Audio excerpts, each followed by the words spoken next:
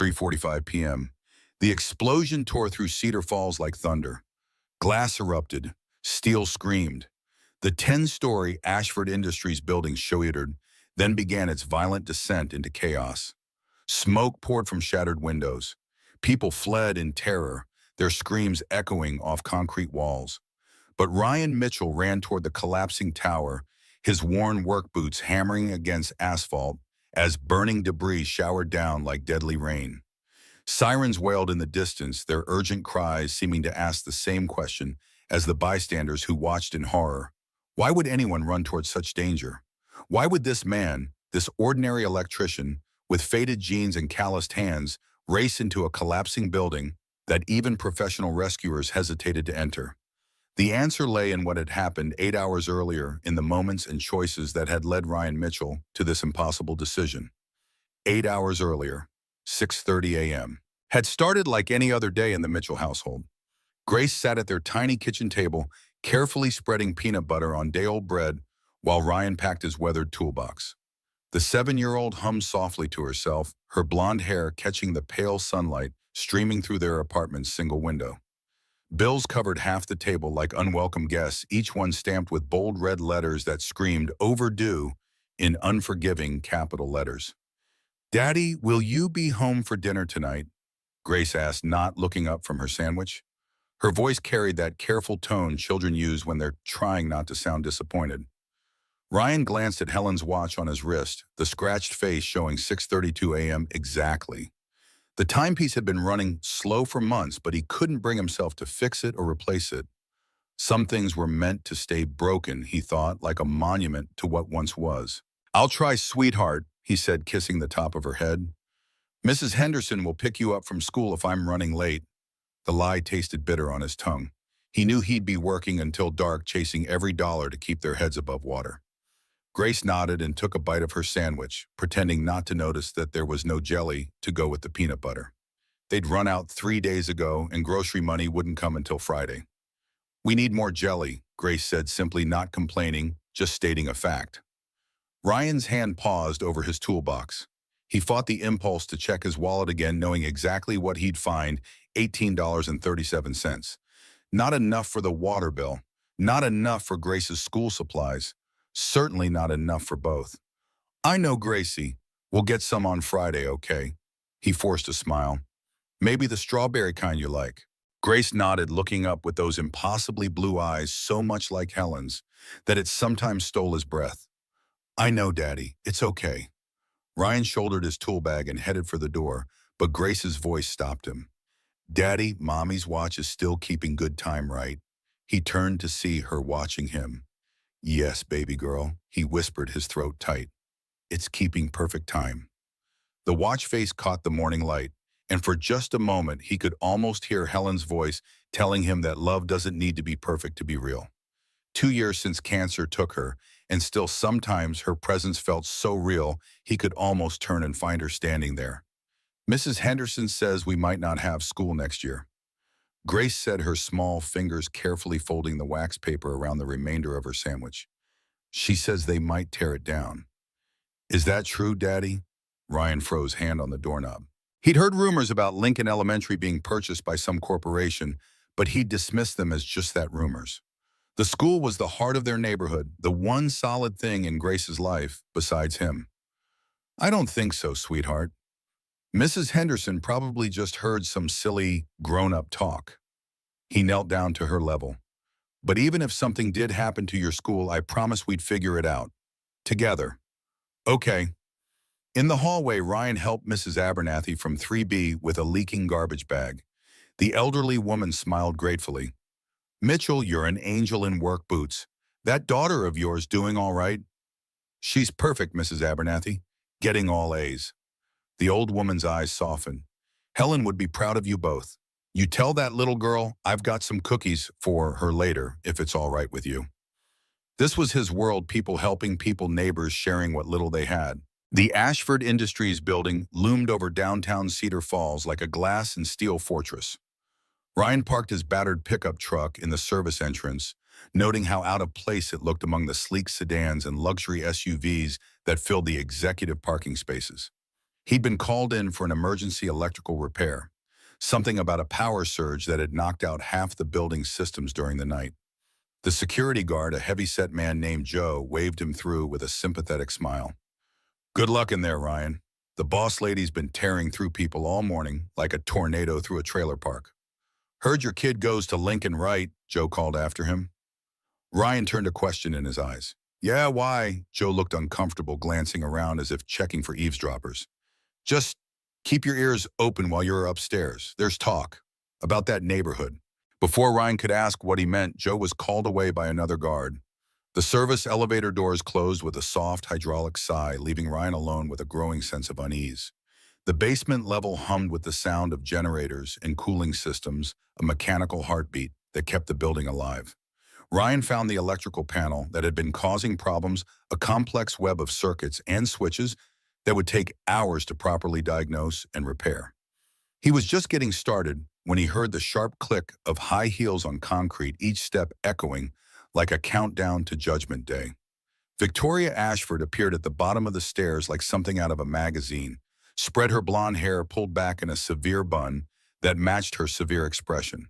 Her charcoal gray suit probably cost more than Ryan made in 3 months, and the diamond studs in her ears caught the fluorescent light like tiny stars. She surveyed the basement with obvious distaste, as if the very air down here might contaminate her expensive clothes. "You're the electrician," she said, not bothering to make it a question.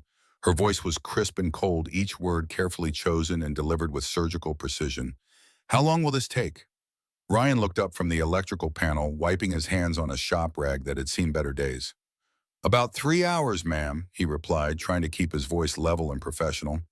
"I need to trace the problem through multiple circuits to make sure it doesn't happen again." Victoria's eyebrows arched in disbelief and her lips pressed into a thin line of disapproval. "I have a conference call with Goldman Sachs at 11:00 a.m. This building needs to be fully operational by then, or there will be consequences." "I understand the urgency, ma'am, but if I don't do this right, you could have a much bigger problem on your hands," Ryan said, turning back to the panel. "Electrical fires don't care about conference calls."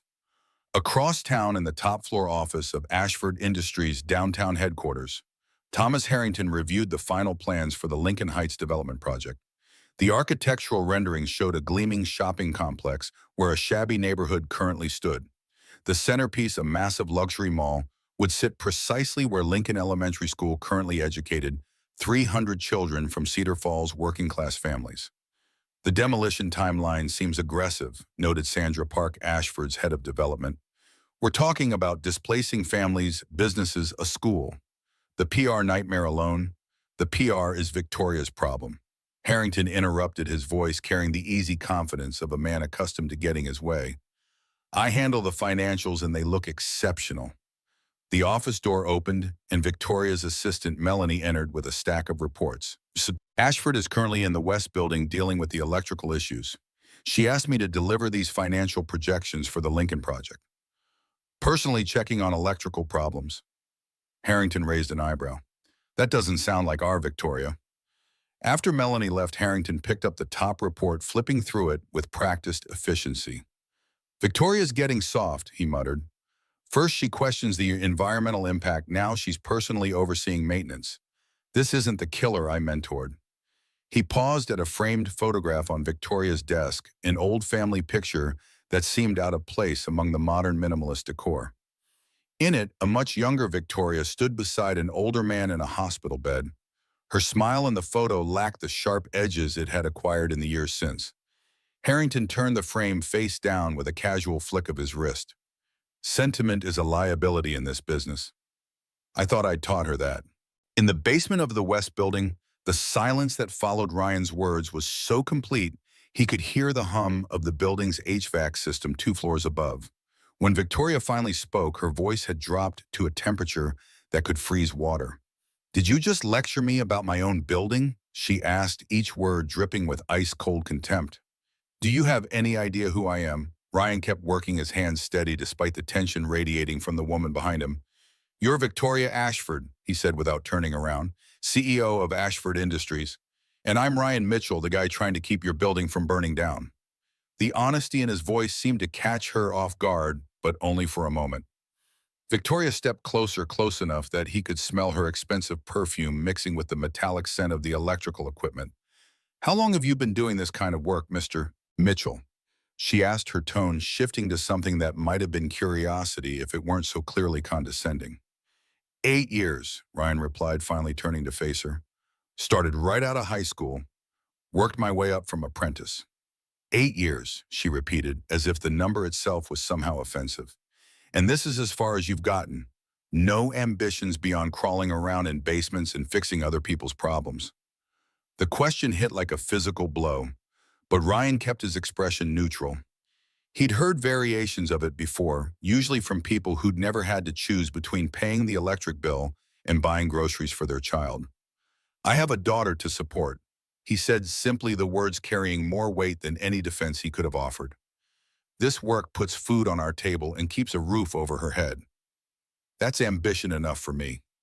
Victoria's gaze dropped to his wrist where Helen's watch caught the harsh basement lighting. The leather band was cracked and worn, the silver case tarnished with age and use. "Is that supposed to be a watch?" she asked, her voice taking on a tone of mock fascination. "It looks like something you'd find at a garage sale." Ryan's hand moved instinctively to cover the timepiece, a protective gesture that didn't go unnoticed. "It belonged to my wife," he said quietly, his voice carrying a warning that Victoria either didn't hear or chose to ignore. "Your wife," she repeated, tilting her head like a predator studying wounded prey. "Present tense or past tense, Mr. Mitchell?" "Past tense," he said finally, the words barely above a whisper. "She died 2 years ago." Victoria nodded as if this confirmed something she'd already suspected. "Cancer?" she asked, and when Ryan nodded, she made a soft sound that might have been sympathy if it weren't so obviously calculated. "That must have been expensive," she continued, her voice dripping with false concern. "Medical treatment, final expenses.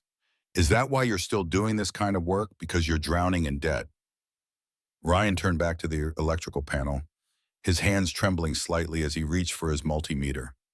"The bills are manageable," he lied, his voice tight. Victoria laughed, a sound like glass breaking in an empty room. "Manageable," she repeated. "Is that what you call 30,000 in medical debt? Because that's what it says in the credit report I had my people pull on you this morning." The multimeter slipped from Ryan's fingers, clattering to the concrete floor with a sound that seemed to echo forever. He turned slowly to face Victoria, his face pale with shock. "You had me investigated," he asked, his voice barely controlled. "Why would you do that?" "I make it a point to know who I'm dealing with," Victoria replied with a casual shrug, as if ordering background checks on service workers was as normal as checking the weather, especially when they're working in my building. In her office across town, Victoria's assistant, Melanie, quietly closed the door behind Harrington and Sandra, then moved to Victoria's desk. With practiced efficiency, she picked up the photo Harrington had turned face down and restored it to its proper position. The man in the hospital bed. Victoria's father smiled weakly at the camera, his hand clasped by a nurse who stood just out of frame, only her arm visible at the edge of the photo. Melanie's fingers traced the edge of the frame, her expression thoughtful. "She's not like you think," she whispered to the empty office. "Not anymore." "Did you know your daughter attends Lincoln Elementary?" Victoria continued, her voice casual, as if discussing the weather. "The school we're planning to demolish next month for our new shopping complex."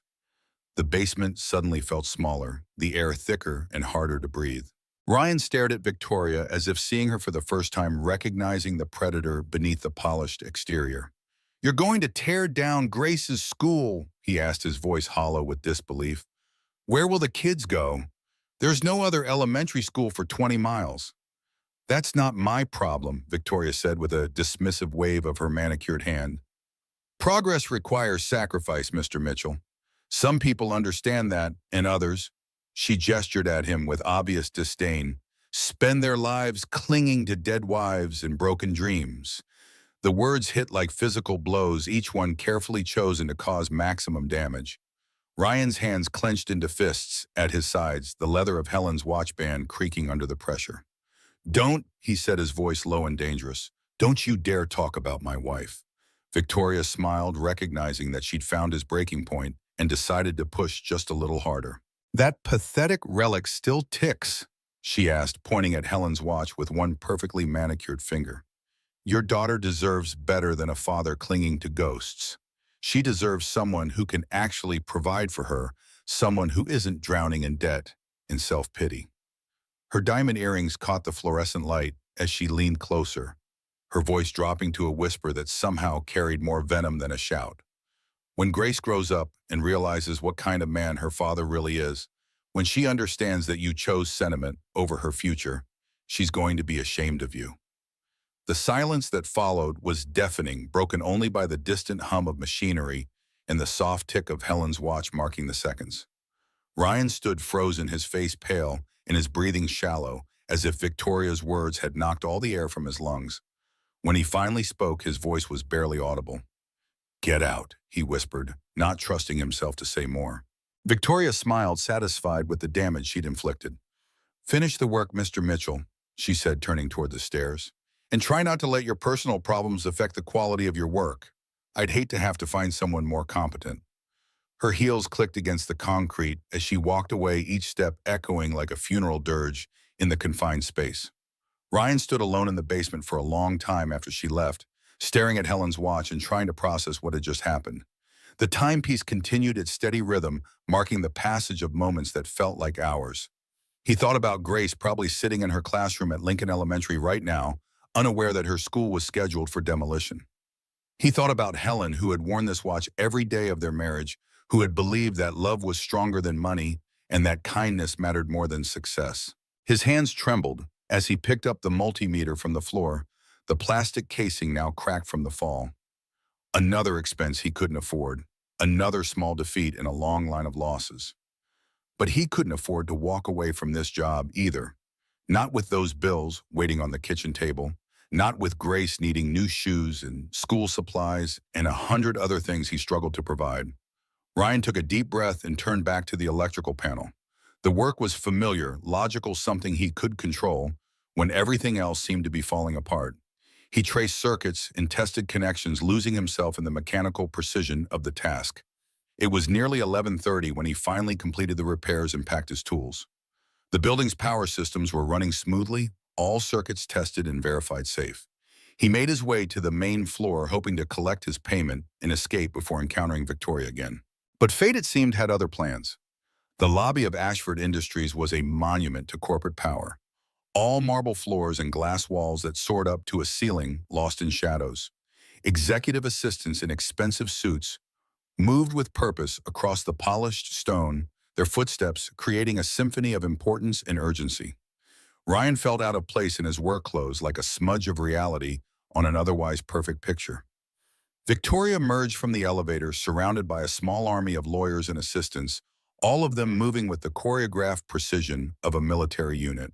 She was on her phone, speaking in rapid-fire sentences about market positions and quarterly projections, her voice carrying the kind of authority that could move millions of dollars with a single word. "The Cedar Falls project is green-lighted," she was saying into her phone, not bothering to lower her voice despite the crowded lobby. "Demolition starts next month. The elementary school, the community center, the whole neighborhood. It's all coming down to make room for progress." She paused, listening to whoever was on the other end of the call, then laughed in a way that sounded like ice cubes clinking in an empty glass. "Collateral damage," she continued, her eyes scanning the lobby until they landed on Ryan standing near the security desk. "Some people just don't understand that sentiment doesn't pay the bills. They cling to the past instead of embracing the future." Her gaze lingered on him for a moment, a small smile playing at the corners of her mouth before she turned and headed for the main entrance. Ryan watched her go, his mind reeling with the casual cruelty of her words. She wasn't just destroying his daughter's school. She was destroying an entire community, wiping out decades of history and memories to build another shopping mall. And she was doing it with the kind of cold calculation that treated human lives like numbers on a spreadsheet. Joe appeared beside him, his security uniform crisp despite the late morning heat. "Got your payment slip right here," he said, handing Ryan a small envelope. "Accounts payable said to tell you the check will be mailed next week." Ryan nodded, still watching Victoria as she stepped into a sleek black town car waiting at the curb. "What's happening with Lincoln Elementary, Joe? Is it really being torn down?" Joe's expression darkened. "That's what I was trying to warn you about earlier. The whole neighborhood's been sold. Ashford Industries is turning it into some fancy shopping complex. Lincoln Heights Galleria, they're calling it. But what about the people who live there? The families? Where are they supposed to go? Joe shrugged, the gesture heavy with resignation. Not Ashford's problem, according to the briefing we got. There's relocation compensation, but it's a joke. Wouldn't cover first and last month's rent in this market. Ryan felt a surge of anger unlike anything he'd experienced since Helen's diagnosis. This can't be legal. There must be zoning laws, community protections. All taken care of, Joe said, lowering his voice. Word is Ashford's got half the city council in their pocket. The other half's too scared to stand up to them. The afternoon stretched ahead of him like an empty highway filled with hours he needed to kill before picking up Grace from school. He drove aimlessly through Cedar Falls past the small houses and local businesses that made up his world, trying to process the morning's events. Every street corner held a memory. Every building told a story of the life he'd built with Helen and was now trying to preserve for Grace. Almost without conscious decision, Ryan found himself parking outside Lincoln Elementary School. The building wasn't much to look at, red brick worn by decades of weather windows that needed cleaning, a playground with equipment that had seen better days. But it was a good school with teachers who cared, where Grace felt safe and had friends. The kind of place where a kid could be a kid, regardless of whether their lunch came in a designer bag or a recycled paper sack. From his truck, he could see children playing in the schoolyard, their laughter carrying across the asphalt. He spotted Grace among them, her blonde hair catching the sunlight as she played hopscotch with two other girls. She looked happy, carefree, in a way that children should be, but that Ryan rarely felt himself anymore. A knock on his window startled him. A woman in her early 30s with curly brown hair and kind eyes peered in at him. "Everything okay?" she asked, her voice muffled through the glass. Ryan rolled down the window, recognizing Grace's teacher, Ms. Carter. "Just checking on Grace," he explained, feeling suddenly self-conscious. "Had a job finish early." Ms. Carter smiled, but there was something strained about it. "She's doing great, Mr. Mitchell. One of my brightest students." "I heard a rumor," Ryan said, watching her expression carefully, "about the school being torn down. Is it true?" The smile vanished from Ms. Carter's face. "We're not supposed to discuss it with parents yet. There's going to be an official announcement next week. But yes, it's true. Ashford Industries bought the land. We have until the end of the semester." "That's less than 2 months," Ryan said, the reality of the timeline hitting him like a physical blow. "I know. It's not nearly enough time for families to make arrangements or for teachers to find new positions." She glanced over her shoulder at the children playing, her expression darkening. "Most of these kids don't have options, Mr. Mitchell. Their parents can't drive them 20 miles to the next district. They can't afford private school. They'll just fall through the cracks." Ryan thought about what Victoria had said that morning about progress requiring sacrifice. But it was never the powerful who sacrificed. It was always people like these children, like Grace, who paid the price. "There must be something we can do," he said, more to himself than to Ms. Carter. She gave him a look that mingled hope with resignation. "There's a community meeting tonight at the Cedar Falls Community Center. Some parents are trying to organize a protest, maybe get the city council to reconsider the zoning changes. But honestly, I don't think Ashford Industries is going to be stopped by a few angry parents." Ryan thanked her for the information and watched as she returned to the playground, clapping her hands to signal the end of recess. The children lined up with varying degrees of reluctance, Grace among them. She spotted him in the truck and waved enthusiastically, her whole face lighting up at the unexpected sight of her father.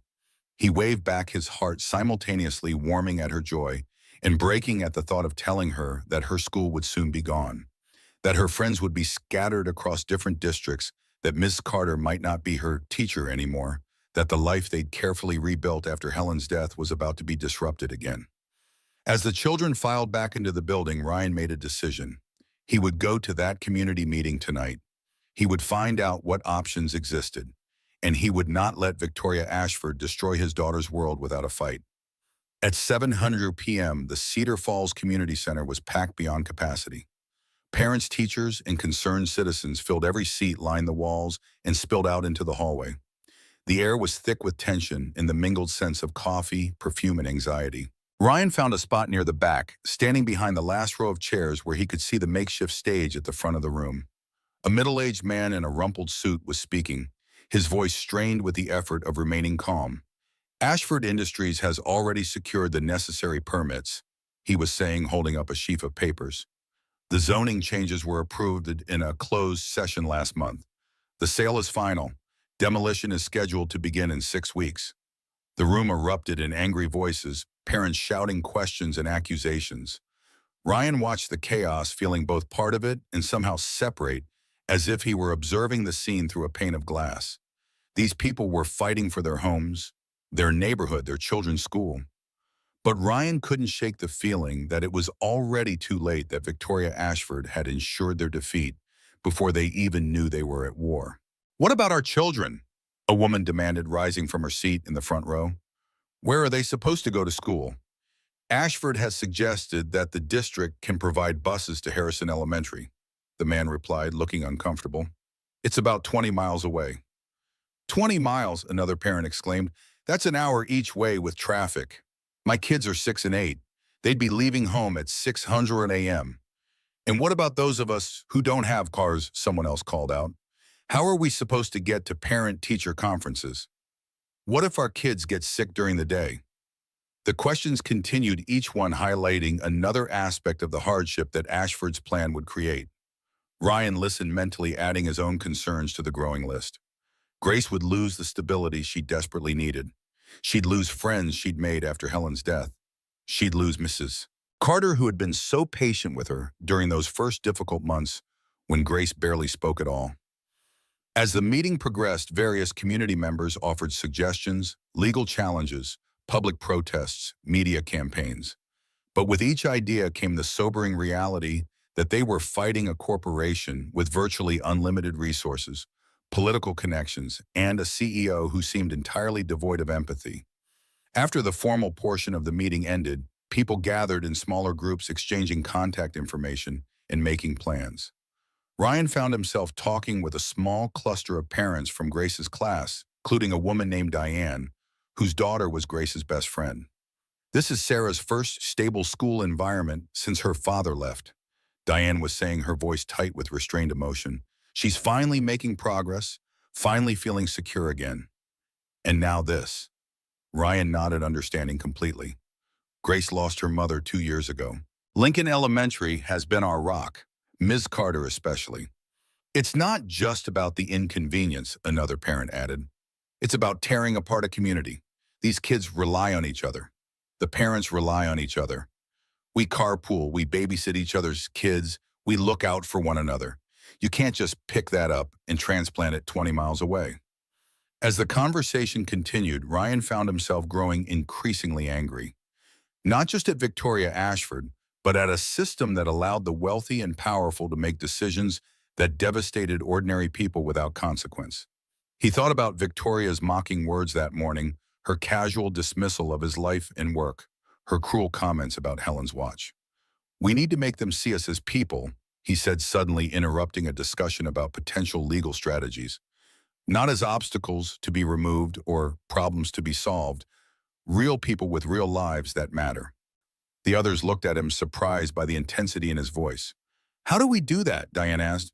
"They don't exactly invite people like us to their corporate boardrooms." Ryan didn't have an answer, not yet. But as he drove home that night, Grace asleep in the passenger seat after the long meeting, an idea began to form. Victoria Ashford had made this personal by targeting his daughter's school, by mocking Helen's memory, by treating him as if he were beneath her notice. Perhaps it was time to return the favor, to make this personal for her too. The next morning, Ryan called his regular clients and rescheduled his appointments for the day. He packed a simple lunch for Grace, helped her with her backpack, and walked her to school as usual. But instead of heading to his first job afterward, he drove back to the Ashford Industries West building. Joe looked surprised to see him. "Electrical problems again?" he asked, checking his security tablet. "No," Ryan replied. "I need to speak with Ms. Ashford." Joe's eyebrows shot up. "Victoria Ashford, CEO?" "Victoria Ashford. That's the one." Joe shook his head. "No chance, man. She doesn't take unscheduled meetings, especially not with—" He trailed off, but Ryan could fill in the blank. "Especially not with people like you. Working class people. Service providers. the invisible individuals who kept the world running but weren't deemed important enough to have a voice in how it was run. It's important, Ryan insisted. It's about the Lincoln Heights project. Joe hesitated, clearly torn between sympathy for Ryan's situation and the requirements of his job. Look, he said, finally lowering his voice. She's not even here today. She's at the main building downtown in meetings all day. But even if she was here, you couldn't just walk in and see her. That's not how it works. Ryan nodded, accepting the reality but not defeated by it. Thanks, Joe. I appreciate the honesty. As he turned to leave, Joe called after him. Hey, Mitchell, there's a public hearing next Tuesday. City Council chambers. It's probably just a formality at this point, but if you want to speak, that's your best shot at being heard. Ryan drove to the downtown building, not expecting to get past the front desk, but needing to try anyway. The main Ashford Industries headquarters was even more imposing than the West Building, 30 stories of gleaming steel and glass that dominated the Cedar Falls skyline. The lobby was a cathedral to corporate wealth, all soaring ceilings and polished marble with a massive sculpture of the Ashford logo as its centerpiece.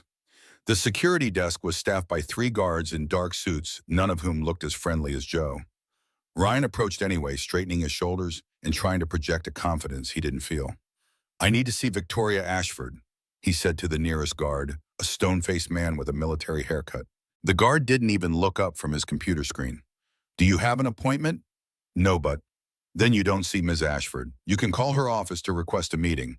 Next, please. Ryan stood his ground. It's about the Lincoln Heights project. I'm a parent at Lincoln Elementary. I just want 5 minutes. Now the guard did look up, his expression a mixture of annoyance and pity. Sir, Ms. Ashford doesn't handle community relations. There's a dedicated team for that. I can give you their contact information. I've already spoken with them. They can't help. Then I suggest you accept that and move on. Ms. Ashford is in meetings all day with our board of directors. She is not available to speak with you. Not today, not tomorrow, not without an appointment that I can guarantee you won't get. Now please move along before I have to call additional security.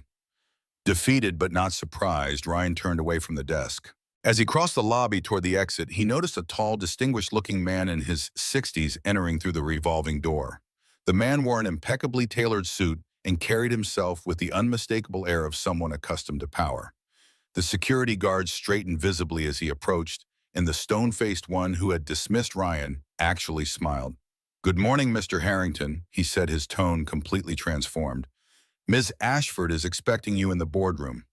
Harrington nodded without really seeing the guard, his attention already on his phone.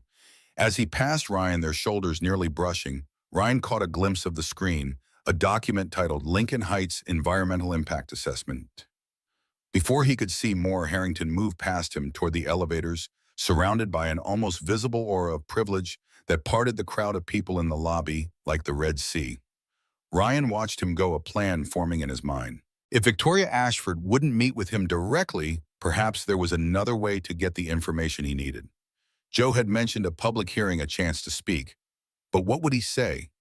What argument could possibly sway people who saw his entire neighborhood as nothing more than underutilized space? He needed leverage, something that would make them listen. And to get that, he needed information. Ryan spent the rest of the day at the Cedar Falls Public Library using their computers to research Ashford Industries, the Lincoln Heights project, and Victoria Ashford herself. What he found was both unsurprising and deeply disturbing. Ashford Industries had a history of similar developments across the country, buying up lower-income neighborhoods, demolishing existing structures, and replacing them with luxury shopping centers, high-end condominiums, and corporate parks. In each case, the original residents were displaced, often ending up scattered across different areas, their communities effectively destroyed. There were also troubling patterns in the company's environmental practices. While their public materials emphasized sustainability and green initiatives, public records told a different story. Multiple projects had resulted in environmental violations, though the fines were typically so small relative to Ashford's profits that they amounted to little more than a minor business expense. As for Victoria Ashford herself, the public record painted a picture of a ruthless corporate climber who had taken over the company from her father, Edward Ashford, following his death 5 years earlier. Under her leadership, Ashford Industries had nearly doubled its market value, but had also become significantly more aggressive in its business practices. Where Edward had at least maintained a pretense of corporate social responsibility, Victoria seemed to have abandoned even that facade. By the time Ryan left the library, it was nearly time to pick up Grace from her after-school program. His mind was spinning with all he had learned, trying to find the angle, the weakness, the pressure point that might save Lincoln Elementary and the surrounding neighborhood. As he walked to his truck, his phone rang an unknown number. Assuming it was a potential client, he answered quickly. Mitchell Electric. Mr. Mitchell. The voice was coolly professional, female, vaguely familiar. This is Melanie Ward, Ms. Ashford's executive assistant. I understand you have been trying to speak with her today. Ryan stopped walking, surprised. Yes, that's right. About the Lincoln Heights project. Ms. Ashford does not take unscheduled meetings, especially regarding matters that are already settled. However, she has asked me to inform you that if you persist in attempting to contact her directly, she will be forced to consider it harassment and respond accordingly. The threat was clear, but something about the call didn't make sense. How did you get this number? And how did you know I was trying to see her? There was a slight pause before Melanie answered. We have your contact information from your work at our West building. As for the rest, Ashford Industries maintains comprehensive security protocols. You mean someone told her I was asking for her? Another pause. Is there anything else, Mr. Mitchell? Ryan thought for a moment. Yes, actually. Tell Ms. Ashford that I'll be at the public hearing on Tuesday. And tell her I'm not going away. This isn't about me. It's about 300 kids who deserve better than to have their school demolished for a shopping mall. I'll convey your message, Melanie replied, her tone neutral. Good day, Mr. Mitchell. The call ended, leaving Ryan standing in the library parking lot with the strange feeling that something important had just happened. Victoria Ashford, CEO of a billion-dollar company, had sent her personal assistant to warn him off, which meant one of two things. Either she was so petty that she felt the need to intimidate every person who crossed her path, or something about his interest in the Lincoln Heights project had genuinely concerned her. Either way, he had her attention. Now he just needed to figure out how to use it. That evening, after Grace was asleep, Ryan sat at their small kitchen table with a legal pad, making notes about everything he had learned. The stack of overdue bills still sat in the corner, but he pushed them aside, focusing instead on the task at hand. There had to be a way to stop this development, to save the school and the neighborhood. Something he was missing, some angle he hadn't considered. As he worked, Helen's watch ticked steadily on his wrist, the sound both comforting and painful.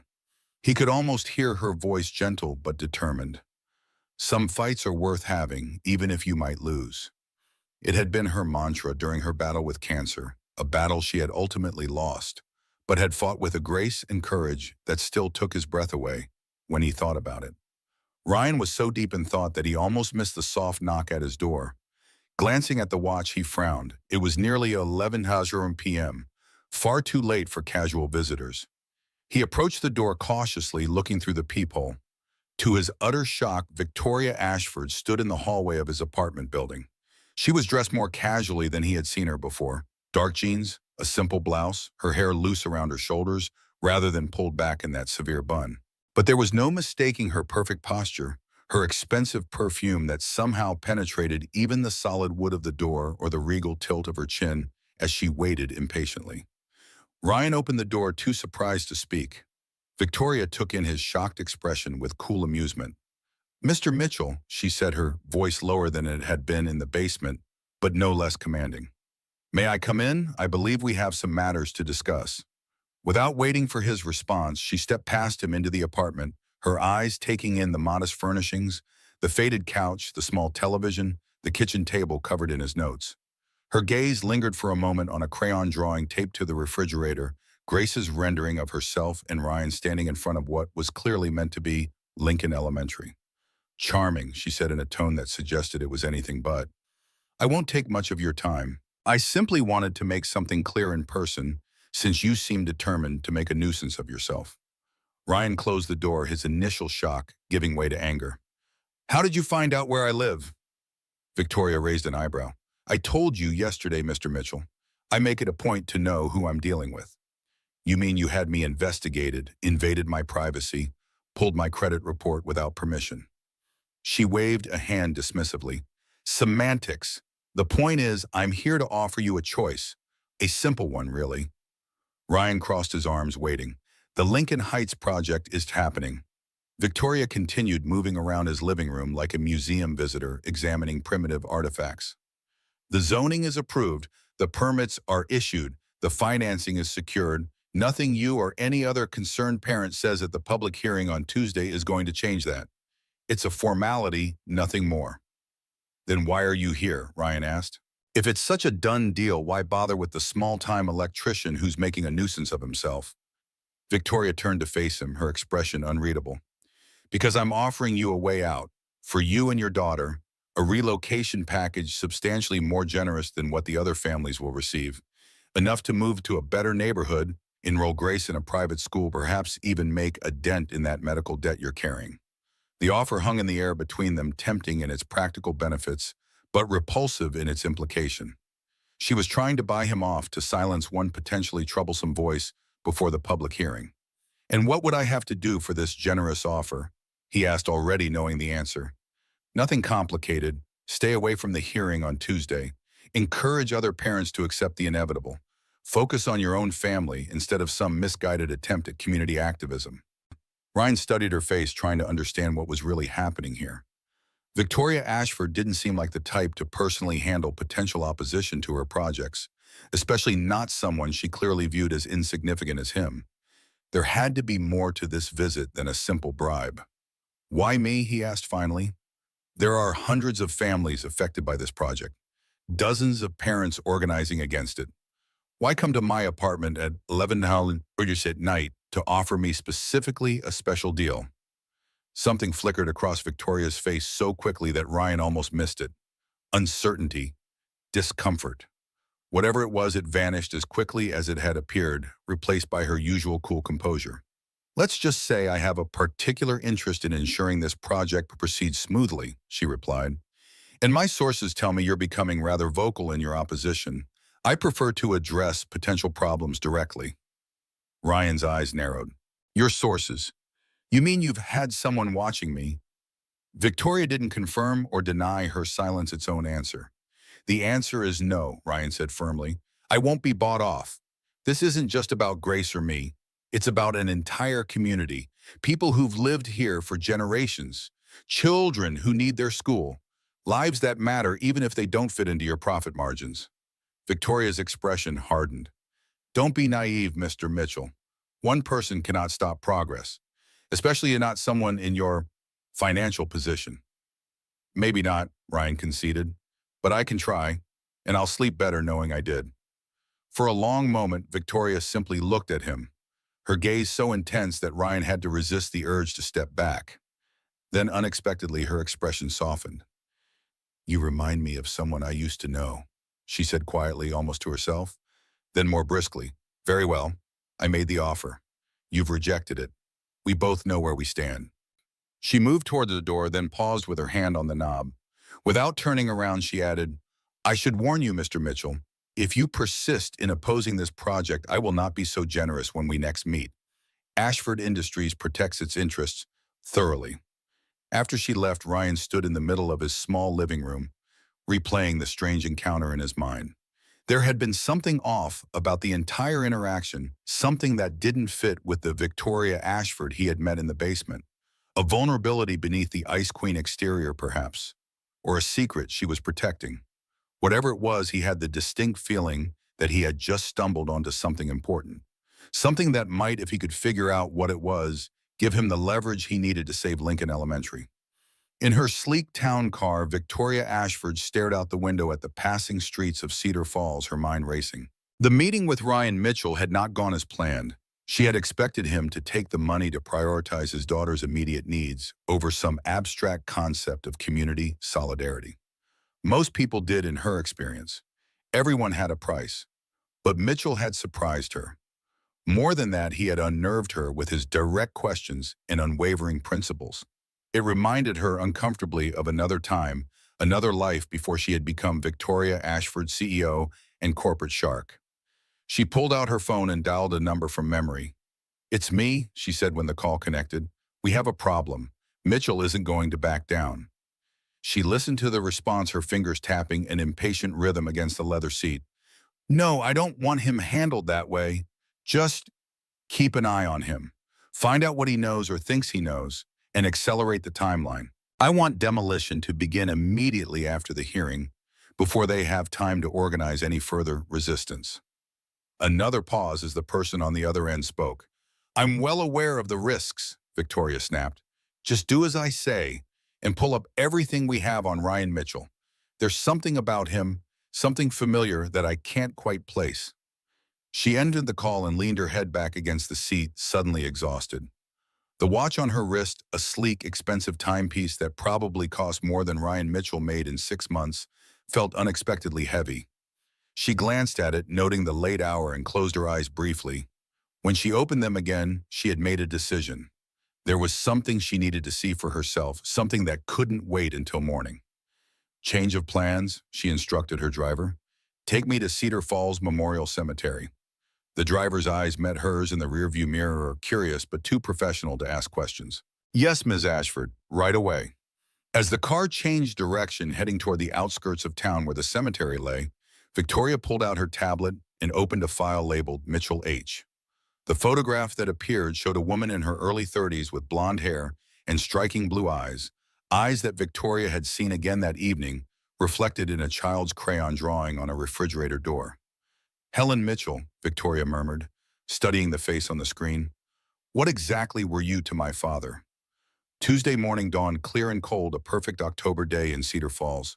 Ryan stood in front of the bathroom mirror, adjusting the tie he rarely wore, navy blue with subtle gray stripes, a Father's Day gift from Grace the year before Helen died. His reflection looked unfamiliar. The formal clothes, a costume that didn't quite fit the man he'd become.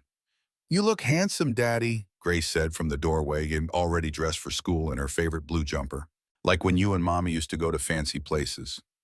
Ryan smiled, though the memory brought both warmth and pain. Thank you, sweetheart. I've got that meeting at City Hall today. Remember, the one about your school? Grace nodded solemnly. Are you going to save it? The simple faith in her voice made Ryan's throat tighten. I'm going to try my best. Mrs. Henderson says grown-ups don't always listen to what kids need, Grace said, twisting a strand of blonde hair around her finger, a habit she'd developed after Helen's death. She says sometimes money talks louder than people. Ryan knelt down to her eye level, struck once again by how much she looked like Helen, the same determined set to her jaw, the same penetrating gaze that seemed to see right through pretense. That might be true sometimes, he admitted. But that doesn't mean we stop trying to make them listen. Your mom used to say that doing the right thing matters even when it's hard, especially when it's hard. Grace's face brightened at the mention of Helen. I remember, she used to say that when I didn't want to share my toys with Lizzie next door. Ryan laughed, grateful for the moment of lightness. That's right. Now let's get your breakfast so we're not late. As they ate their cereal still without milk, another luxury that would have to wait until payday, Ryan went over his notes for the hearing one last time. The case against the Lincoln Heights project was strong in terms of community impact, but weak in terms of legal standing. Ashford Industries had followed the letter of the law, if not its spirit, securing all the necessary permits and zoning changes through technically legal, if morally questionable means. His phone buzzed with a text from Diane confirming that she and several other parents would meet him at City Hall. They'd spent the weekend organizing, gathering signatures for a petition and preparing their statements for the public comment portion of the hearing. It wasn't much, but it was all they had. After dropping Grace at school, Ryan drove downtown, parking several blocks from City Hall, to avoid the exorbitant parking fees closer to the government buildings. As he walked, he couldn't shake the memory of Victoria Ashford standing in his apartment, offering him a way out, a bribe thinly disguised as compassion. The encounter had kept him awake much of the night, not just because of the offer itself, but because of that brief moment when her mask had slipped, when she'd said he reminded her of someone she used to know. There had been something in her eyes then, something human beneath the corporate shark exterior.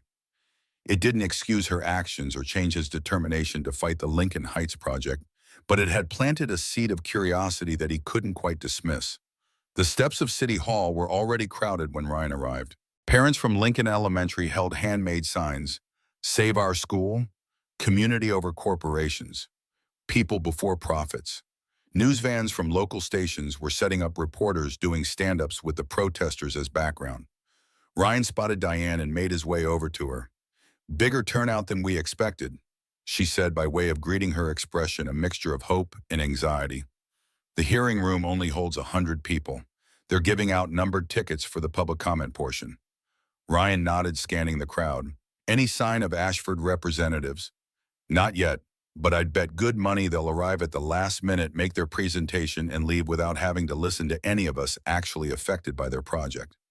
Inside, the city council chambers were already nearly full. Ryan and Diane managed to find seats near the back, just as a side door opened and a group of suit-clad individuals entered. Ryan immediately recognized Victoria Ashford, looking every inch the corporate CEO, in a tailored charcoal suit, her blonde hair once again pulled back in that severe bun. Behind her came Thomas Harrington, the man Ryan had seen in the Ashford lobby, along with several others carrying briefcases and tablets. Victoria's gaze swept the room, pausing briefly when it landed on Ryan. Something flickered across her face, recognition perhaps, or annoyance, before she turned away, taking a seat at the table reserved for presenters. The hearing proceeded with mind-numbing bureaucratic efficiency. First came the presentation from the City Planning Department, full of technical jargon about zoning classifications and development parameters. Then Victoria rose to present the Ashford Industries proposal. Her voice was clear and commanding as she outlined the supposed benefits of the Lincoln Heights Galleria job creation, increased tax revenue, economic revitalization. She spoke of urban renewal and modernization, never once mentioning the families who would be displaced, the community that would be destroyed, or the children who would lose their school. The Lincoln Heights project represents a $500 million investment in Cedar Falls. She concluded, her tone suggesting that only a fool would question such generosity.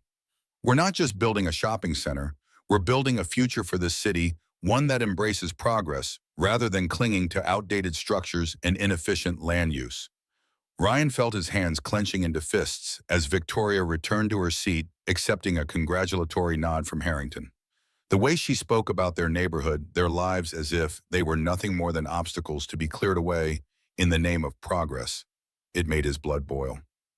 Finally, the public comment portion began.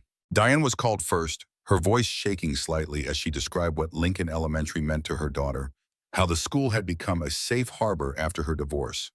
Others followed, parents, teachers, small business owners from the neighborhood, all pleading for the city council to reconsider the project. Ryan's number was called last. As he approached the podium, he was acutely aware of Victoria watching him, her expression coolly interested, as if he were some mildly entertaining specimen under a microscope. "My name is Ryan Mitchell," he began, his voice steadier than he'd expected. "My daughter Grace is a second grader at Lincoln Elementary. 2 years ago, she lost her mother to cancer. In the months that followed, when Grace barely spoke, barely ate, barely seemed alive herself, it was Lincoln Elementary that helped save her," her teacher, Miss Vaughns. "Carter stayed after school every day for weeks working with Grace on art projects, because that was the only time my daughter would smile. The school counselor met with her during lunch periods, helping her process a grief no 7-year-old should have to face." Ryan paused, glancing down at his notes, but finding that he didn't need them. The words came from somewhere deeper than his prepared statement. "Lincoln isn't just a school. It's not just a building that can be demolished and replaced with something shinier or more profitable. It's a community. It's people who care about each other, who look out for each other's children, who understand that some things are worth more than money." He looked directly at Victoria, now meeting her gaze without flinching. "The representatives from Ashford Industries speak about progress and economic growth. But I have to ask, progress for whom, growth for whom? Certainly not for the 300 children who will lose their school. Not for the elderly residents who've lived in that neighborhood for 50 years and can't afford to relocate. Not for the small business owners who serve our community and will be pushed out by corporate chains." Ryan felt a strange sense of calm settle over him, a certainty that regardless of the outcome, this moment mattered. That standing here speaking these truths was necessary. "I'm not naive. I understand that companies like Ashford Industries have advantages in these situations, money, lawyers, political connections. But that doesn't make what they're doing right. And it doesn't mean we should accept it without a fight." He turned to address the city council directly. "You have a choice today. You can choose profits over people, or you can choose to stand with your constituents, the families who elected you, the children who depend on you, the community that trusts you to represent their interests. I'm asking you to make the right choice. Not the easy one, not the profitable one, but the right one. As Ryan returned to his seat, a ripple of applause spread through the chamber, quickly silenced by the council president's gavel. Victoria's expression remained impassive, but Ryan noticed that she was gripping her pen so tightly her knuckles had turned white. The hearing concluded with the council announcing they would take the matter under advisement and issue a decision within 30 days. It was a delaying tactic. Everyone knew a way to let the public outrage cool while still ultimately approving the project. But it was also 30 more days for the community to organize, to strategize, to fight. As people began filing out of the chamber, Ryan found himself face to face with Victoria, who had moved to intercept him near the exit. "Quite the passionate speech, Mr. Mitchell," she said, her voice low enough that only he could hear. "Though I notice you didn't mention my visit to your apartment, or my offer." "Some things aren't for sale," Ryan replied simply. Victoria's eyes narrowed slightly. "Everything has a price, Mr. Mitchell. It's just a matter of finding the right number." "Not everything, not everyone." A strange expression crossed Victoria's face, almost like genuine curiosity. "You actually believe that, don't you? Despite all evidence to the contrary." Before Ryan could respond, Thomas Harrington appeared at Victoria's elbow, his aristocratic features arranged in an expression of mild disdain as he looked Ryan over. "Victoria, we have that meeting across town," he reminded her, not bothering to acknowledge Ryan directly. "And I believe we've wasted enough time on this charade." Victoria hesitated, her gaze still locked with Ryan's. For a moment, he thought she might say something more, but then the corporate mask slipped back into place and she gave a slight nod. "Of course, Thomas. Mr. Mitchell, I'm sure we'll be seeing each other again." As they walked away, Ryan overheard Harrington's next words delivered with unmistakable contempt. "I don't understand why you're bothering with these people, Victoria. The project is approved. The timeline is set. Let the PR department handle the fallout." Victoria's response was too quiet to catch, but something in her posture, a slight stiffening of her shoulders, suggested that perhaps she and Harrington weren't entirely aligned on how to handle the situation. Outside City Hall, Ryan rejoined Diane and the other parents who were already discussing next steps: a protest march, a media campaign, a fundraiser to hire a lawyer specializing in community action lawsuits. Their energy was infectious, their determination, a reminder that even in the face of seemingly insurmountable odds, people could come together and fight for what mattered. "You were amazing in there, Ryan," Diane said, squeezing his arm. "The way you spoke about Grace in the school, I saw at least 2 council members actually paying attention instead of checking their phones." Ryan smiled, though he couldn't share her optimism. He'd seen the practiced indifference on most of the council members' faces, the way they'd avoided eye contact with the speakers, the subtle deference they showed to the Ashford representatives. "Thanks, but I think we need more than good speeches at this point. We need something concrete, something that could actually stop this project." "Like what?" Ryan shook his head. "I don't know yet, but I'm going to keep looking." After promising to attend the planning meeting for the protest march that weekend, Ryan headed to his truck. He had just enough time to pick up Grace from school before heading to his afternoon jobs, a residential rewiring in the morning, and an office building lighting upgrade that would likely take him into the evening. As he approached his truck, he noticed a figure leaning against it, a woman in her mid-30s with short dark hair and a serious expression. She straightened as he drew closer, revealing a press badge hanging around her neck. "Mr. Mitchell, I'm Emma Chen from the Cedar Falls Gazette. I'd like to talk to you about your comments at the hearing today." Ryan hesitated, wary of speaking to the press without the other parents present. "I'm not sure I have anything to add beyond what I said in there." "Actually, I'm more interested in what you didn't say," Emma replied, her tone sharpening his attention. "Like how Victoria Ashford visited your apartment last night to offer you a special relocation package if you'd stay away from today's hearing." Ryan stared at her, genuinely shocked. "How could you possibly know about that?" Emma smiled slightly. "I have my sources. So it's true then. I'm not confirming or denying anything, and I'm late to pick up my daughter." "Fair enough. But perhaps you'd be interested in some other information my sources have uncovered. about the real purpose of the Lincoln Heights project. Despite his better judgment, Ryan found himself intrigued. What do you mean, real purpose? Not here, Emma said, glancing around the crowded street. Meet me at Riverside Park, near the boat launch at 7 Ho Street tonight. I'll have documents you'll want to see. Before Ryan could respond, she handed him a business card and walked away, disappearing into the flow of pedestrians on the sidewalk. Ryan examined the card, Emma Chen, investigative reporter, Cedar Falls Gazette. It seemed legitimate, but something about the encounter felt off. How had she known about Victoria's visit? Who were these sources she mentioned, and why the cloak and dagger routine with meeting at the park instead of the newspaper office? His instincts told him to ignore the invitation to focus on the community organizing efforts already underway. But if there really was something more to the Lincoln Heights project, something beyond the official story Ashford Industries was telling, it could be the leverage they needed. The question was whether the information was real and whether the risk was worth it. Ryan arrived at Riverside Park at 7:05, having left Grace with Mrs. Abernathy after explaining he had an urgent work call. The October evening was already dark, the park mostly empty except for a few joggers and dog walkers taking advantage of the Riverside Path's lights. The boat launch area was particularly quiet, a small wooden dock extending into the Cedar River, illuminated only by a single lamppost. As Ryan approached, he spotted Emma Chen sitting on a bench near the water, a manila envelope in her hands. "You came," she said, looking up as he approached. "I wasn't sure you would." "I almost didn't," Ryan admitted, taking a seat beside her, but maintaining a careful distance. "I'm still not convinced this isn't some kind of setup." Emma smiled thinly. "Healthy skepticism. I'd expect nothing less after what you've been through." She handed him the envelope. "Take a look. These are copies, so you can keep them." Ryan opened the envelope and pulled out several documents.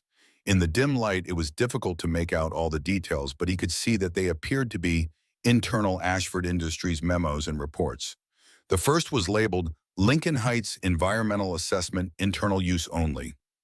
"Where did you get these?" he asked, leafing through the papers. "As I said, I have sources. People inside Ashford who aren't comfortable with what's happening. People who believe the public deserves to know the truth." Ryan frowned, skimming the document. Much of it was technical language about soil composition and groundwater assessments, but certain phrases jumped out: elevated toxicity levels, containment challenges, potential liability exposure. "What am I looking at here?" Emma leaned closer, pointing to a highlighted section. "This is the real reason Ashford wants that land. 20 years ago, before environmental regulations were as strict, there was a chemical processing plant on the eastern edge of what's now the Lincoln Elementary grounds. When it closed, they didn't properly dispose of all the waste. Some of it leached into the soil." Ryan felt a chill that had nothing to do with the October air. "Are you saying the school is built on contaminated land?" "Not exactly. The contamination is mostly contained in a specific area near the old plant foundation, which is now part of the undeveloped wooded area behind the school. The school itself tested clean when it was built, but Ashford's more extensive testing has found that the contamination is slowly spreading. In another few years, it could reach the school grounds." Ryan turned the page, finding a map with colored zones indicating different levels of contamination. The school building itself was indeed in a clean zone, but the edge of a yellow caution zone extended to within 100 yards of the playground. If this is true, why wouldn't Ashford just reveal it? They could position themselves as saving the neighborhood rather than destroying it. Emma's expression turned grim. Because the company that originally owned that chemical plant, it was Harrington Chemical, as in Thomas Harrington, who's now Ashford's second-in-command and largest shareholder after Victoria herself. If the contamination becomes public knowledge, he'd be legally liable for a massive cleanup operation and potentially hundreds of millions in damages to affected residents. Ryan stared at her, pieces falling into place. So instead, they buy the whole neighborhood, bulldoze it, and cap the contamination during construction of the new mall. No one ever knows it was there. Exactly. The cleanup is disguised as normal site preparation. The liability goes away, and they make a fortune on the new development in the process. This is criminal," Ryan said, his voice tight with anger. "They're knowingly putting children at risk to protect their profits." "That's why my source came to me," Emma confirmed, "and why I came to you. You've become something of a voice for the Lincoln community. People listen to you." Ryan looked down at the documents again, trying to process the implications. If what Emma was saying was true, it changed everything about the fight against the Lincoln Heights project. It wasn't just about saving a school or preserving a community anymore. It was about exposing a cover-up that put children's health at risk. "I need to verify this," he said finally. "These could be fake or misinterpreted." Emma nodded. "I understand. I've been working on verification myself. My source is attempting to get me access to the original soil testing data. In the meantime, I'd suggest you look into Harrington's history with the chemical company. It's not exactly a secret, though it's not something he advertises either." She stood adjusting her jacket against the evening chill. "One more thing you should know. Victoria Ashford may not be fully aware of the extent of the contamination. According to my source, Harrington has been controlling the flow of information, giving her only what she needs to know to move the project forward." Ryan frowned, remembering the tension he'd observed between Victoria and Harrington outside the hearing. Why would he keep her in the dark? She's the CEO.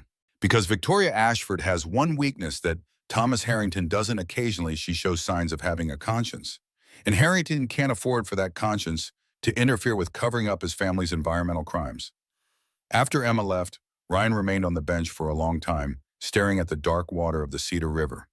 The documents in his lap represented either a breakthrough in their fight against the Lincoln Heights project or an elaborate deception. He wasn't sure which yet, but he knew he needed to find out, and quickly. The next morning, Ryan called in a favor with a friend who worked at the county records office. Ben Harrison had been 2 years behind Ryan in high school, and Ryan had rewired his mother's house at cost when the original wiring had caused a small fire. Ben was more than happy to help Ryan navigate the labyrinthine property record system. "Harrington Chemical, you said?" Ben asked, typing on his keyboard. "Yeah, here it is. Owned that parcel from 1985 to 2003 when it was sold to a company called Bluestone Development. Bluestone held it for about a year, then sold it to the school district." "Bluestone Development." Ryan repeated the name, striking a chord. "Can you find out who owned that company?" Ben clicked through a few more screens.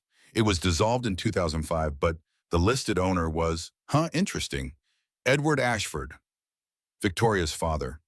"I guess so. There's a note here about the sale to the school district being contested by someone, but the case was dismissed." Ben squinted at the screen. The plaintiff was Thomas Harrington, representing Harrington Chemical. Ryan felt a surge of excitement. The connections were real, at least. Harrington had owned the chemical plant. Edward Ashford, through a short-lived development company, had acquired the property and sold it to the school district, and Harrington had tried to block that sale.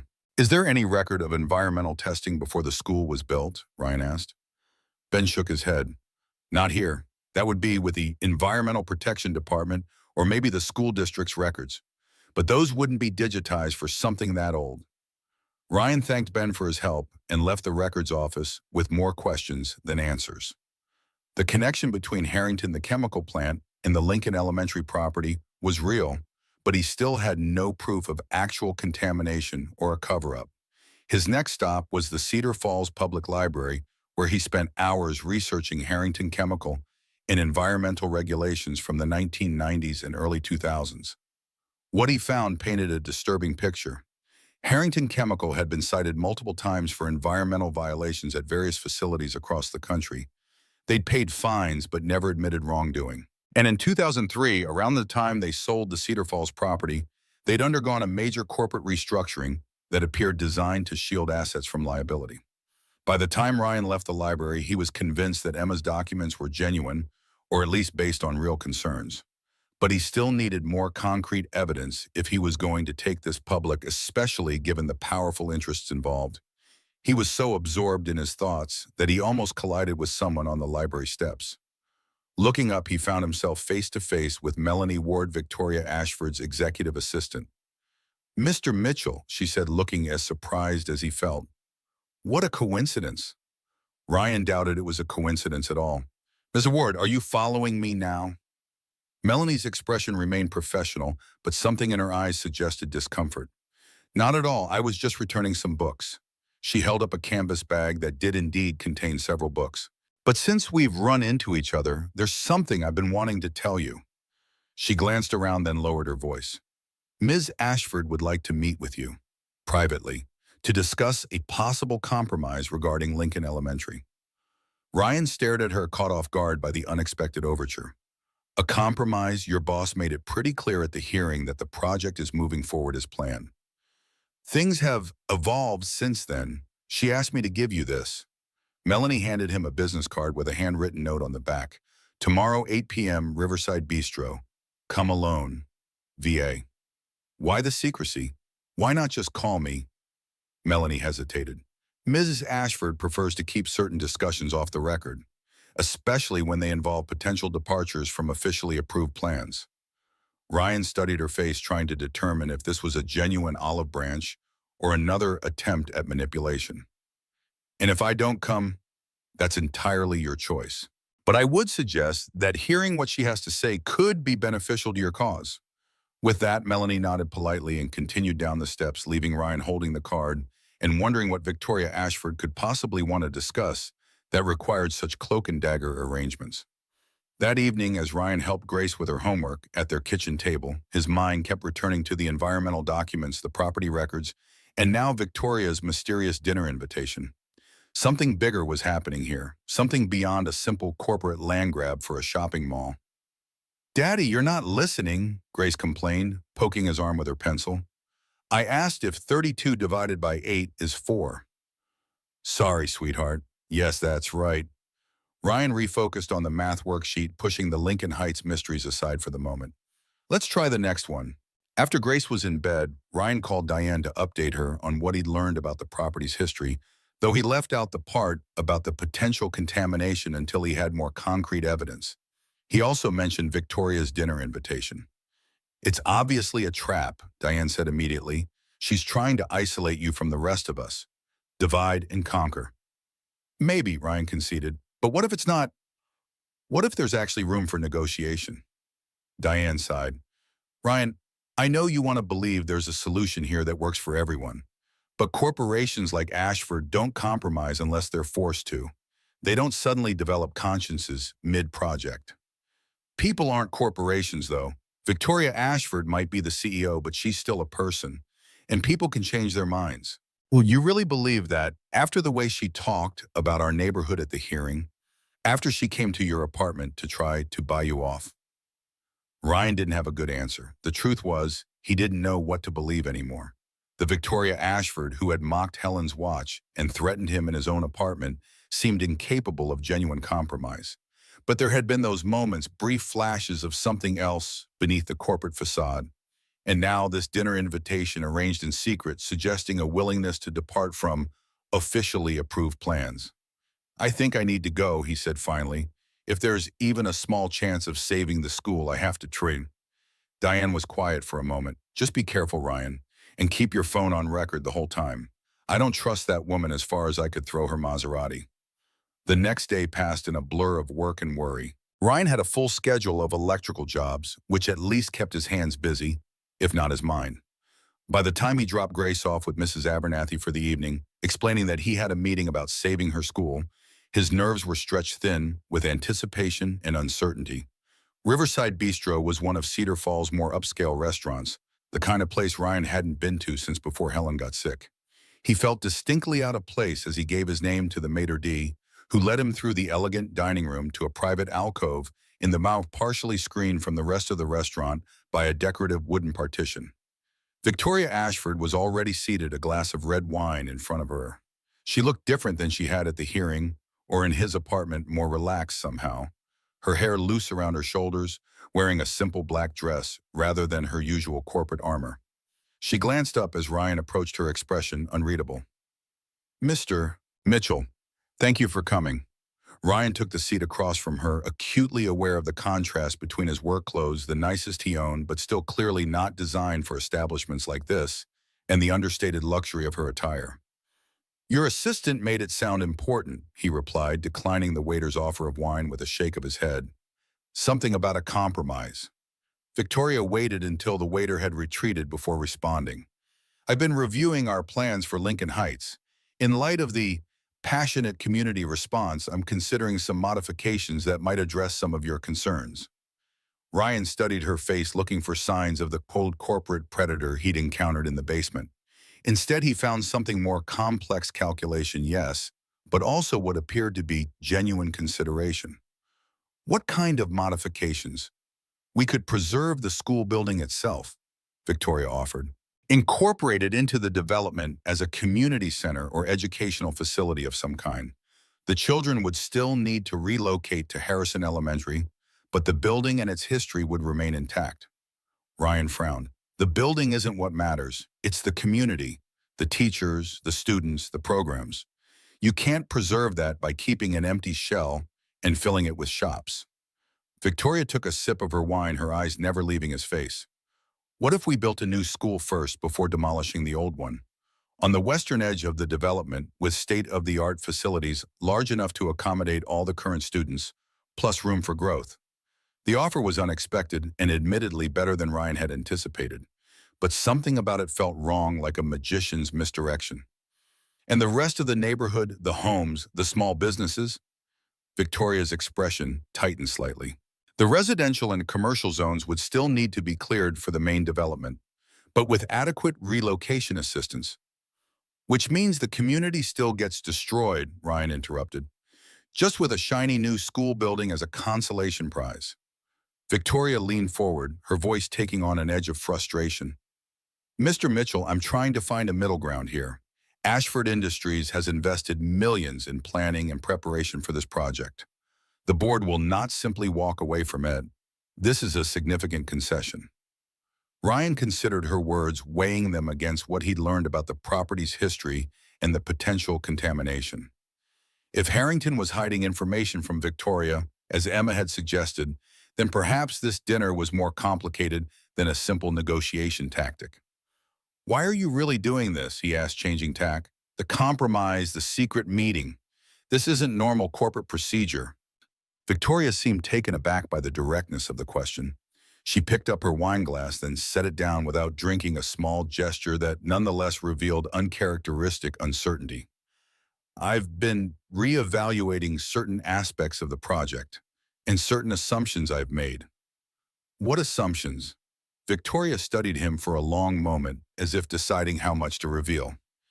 "Do you know why I had you investigated, Mr. Mitchell, before you came to work on the electrical systems in our West building?" Ryan shook his head, confused by the apparent change of subject. "Your name appeared in my father's personal files. Files I inherited when he died 5 years ago. He had a note about helping with medical expenses for a Helen Mitchell. I was curious about the connection." Ryan felt as if the air had been sucked from his lungs. "What? That's impossible. My wife never met your father." Victoria reached into a small handbag beside her and withdrew a photograph, sliding it across the table. "Are you sure about that?" Ryan stared at the photo in disbelief. It showed Edward Ashford, an older man with Victoria's same blonde hair and sharp features, sitting in what appeared to be a hospital room. Beside him, checking something on a medical chart, was Helen, unmistakably Helen, with her blue eyes and gentle smile, wearing scrubs and a badge that identified her as a nurse at Cedar Falls Memorial Hospital. "This was taken about 8 years ago," Victoria said quietly. "My father had his first heart attack that year. He was at Cedar Falls Memorial for 2 weeks. According to his journals, your wife was his primary nurse." Ryan picked up the photo with trembling hands, his mind racing to process this unexpected connection.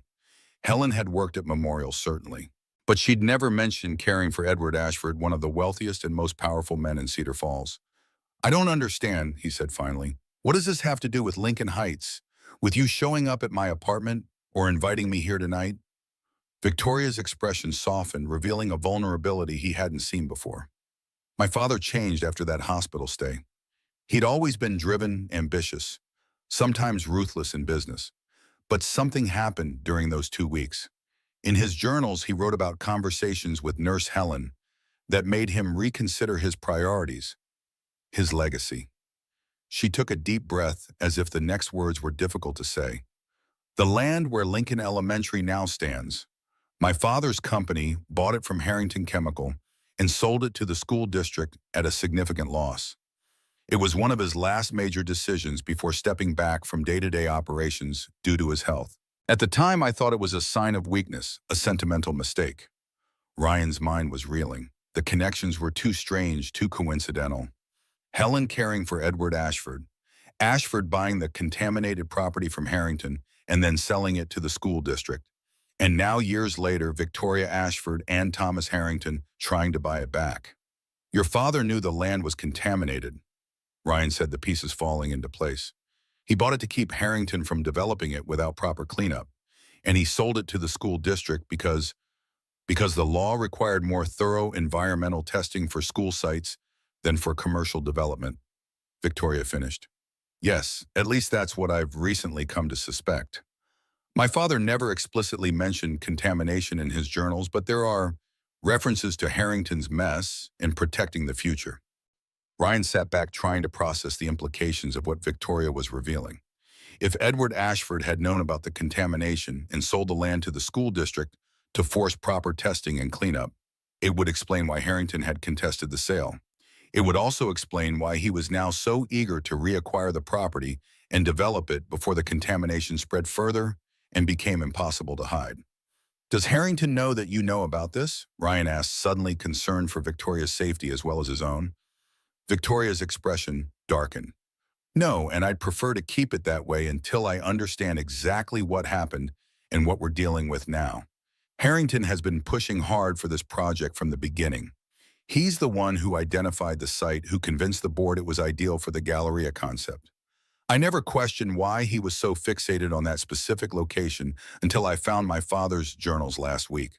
A heavy silence fell between them as Ryan contemplated the strange twist of fate that had connected his wife to Victoria's father and now connected him to Victoria herself in this high-stakes conflict over Lincoln Heights. "What are you going to do?" he asked finally. Victoria's gaze was direct, her voice steadier now. "I'm going to find out exactly what Harrington is hiding. And then I'm going to decide whether Lincoln Heights proceeds as planned, is modified, or is canceled entirely. And in the meantime, the hearing was just a formality. Construction is scheduled to start in less than a month. I can delay the project for at least 60 days without raising too many questions. After that, it becomes more difficult." Ryan nodded, understanding the implied timeline. 2 months to uncover the truth about the contamination, about Harrington's involvement, about what Edward Ashford had known and done 8 years ago. "Why tell me all this?" he asked. "Why not just delay the project and conduct your investigation privately?" Victoria's expression turned wry. "Because you're not going to stop fighting, are you? You and your community group will keep protesting, keep generating media attention, keep demanding answers. And that complicates my ability to investigate discreetly. So this is about damage control." "Partly," Victoria admitted, "but it's also because I think you actually care about doing the right thing regardless of the cost, and that's rare in my experience." She reached across the table, not quite touching his hand, but close enough that he could see the fine tremor in her fingers. "I'm not asking you to trust me, Mr. Mitchell. I'm asking for time. 60 days to find out what's really happening with that land, with Harrington, with my father's legacy. In return, I'll share whatever I discover with you, and we'll decide together how to proceed." Yes, so Ryan was struck by the unexpectedness of her proposal. Not a bribe, not a threat, but a tentative alliance. It was the last thing he'd expected when he walked into the restaurant. "And if I refuse, if we keep fighting publicly, then I'll still investigate, but I'll do it while managing a PR crisis and dealing with board pressure to move forward regardless. It will be harder, slower, and less likely to result in the outcome I suspect we both want. Which is the truth," Victoria said simply, "and whatever action that truth demands." Ryan considered her offer. Everything in his experience told him not to trust Victoria Ashford, the woman who had mocked his grief and threatened his community. But the photograph of Helen with Edward Ashford changed things. If Helen had somehow influenced the elder Ashford's decision to purchase and repurpose that land, if her compassion had reached even a wealthy, powerful man at the end of his career, then perhaps there was hope for finding common ground with his daughter as well. 60 days, Ryan said finally, "but I need something concrete to take back to the community group, something to justify pausing our efforts." Victoria nodded.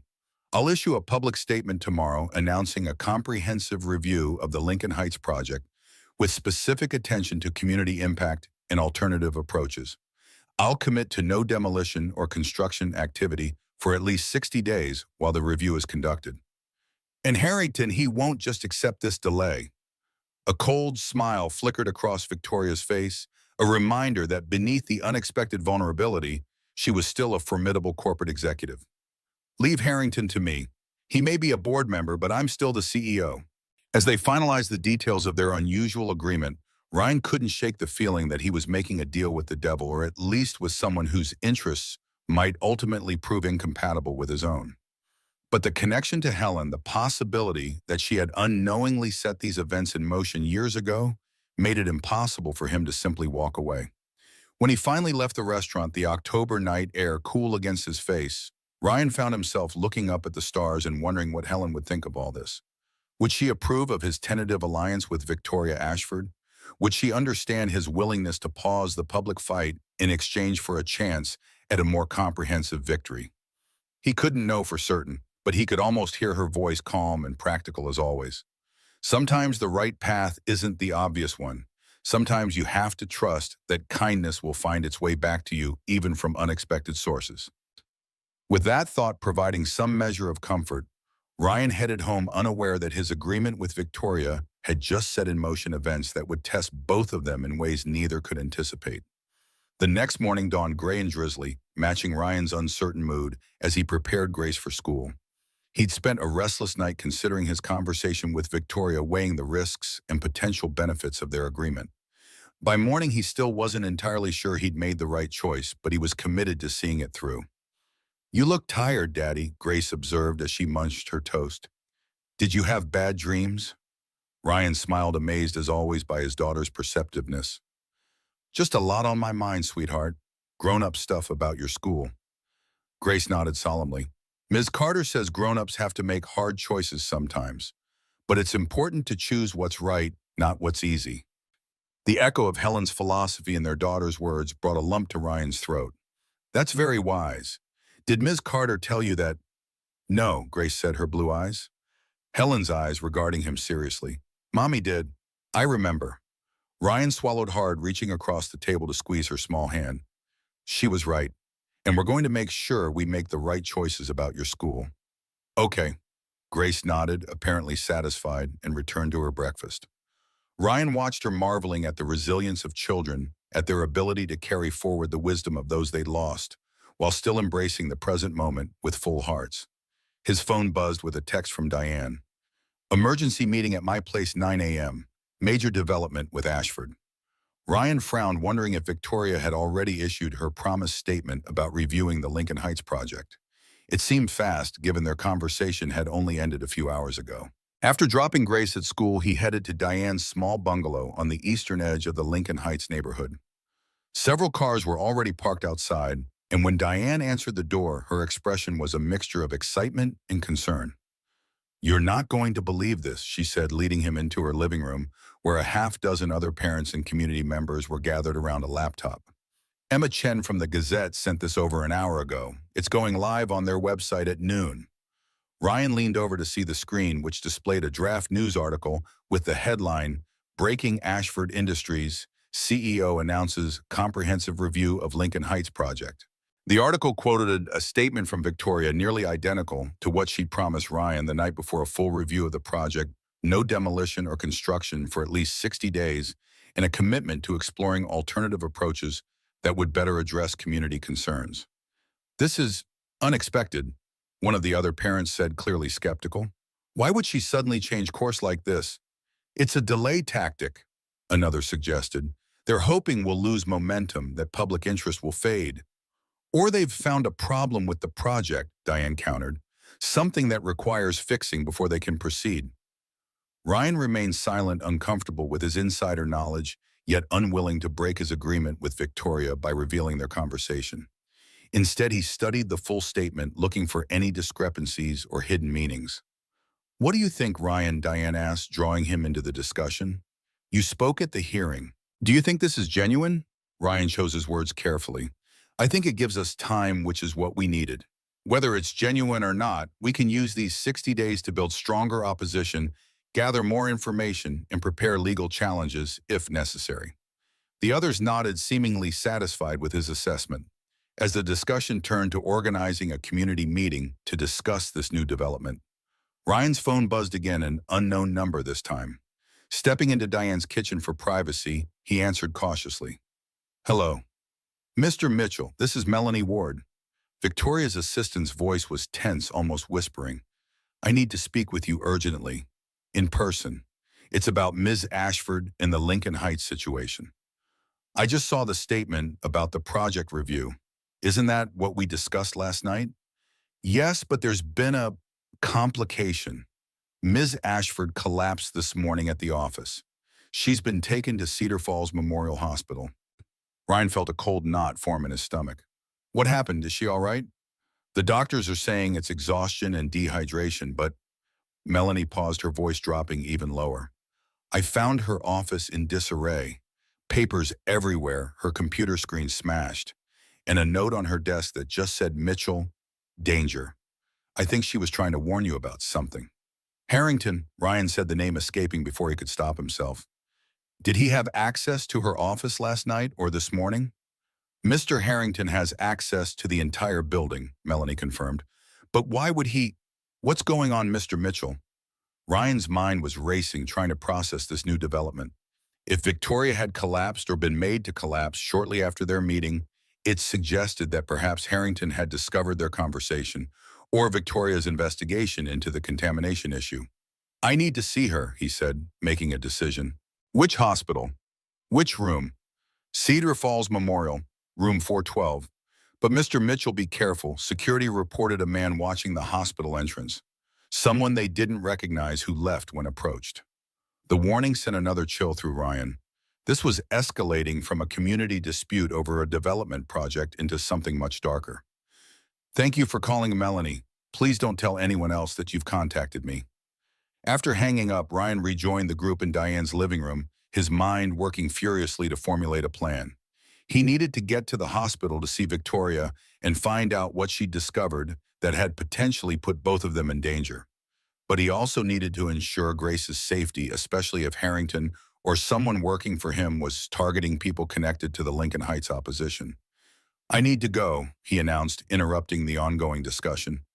Something's come up with a client. Diane, can I talk to you privately for a minute? In Diane's hallway, away from the others, Ryan kept his voice low. I need a favor, a big one. Can Grace stay with you today after school? Maybe overnight.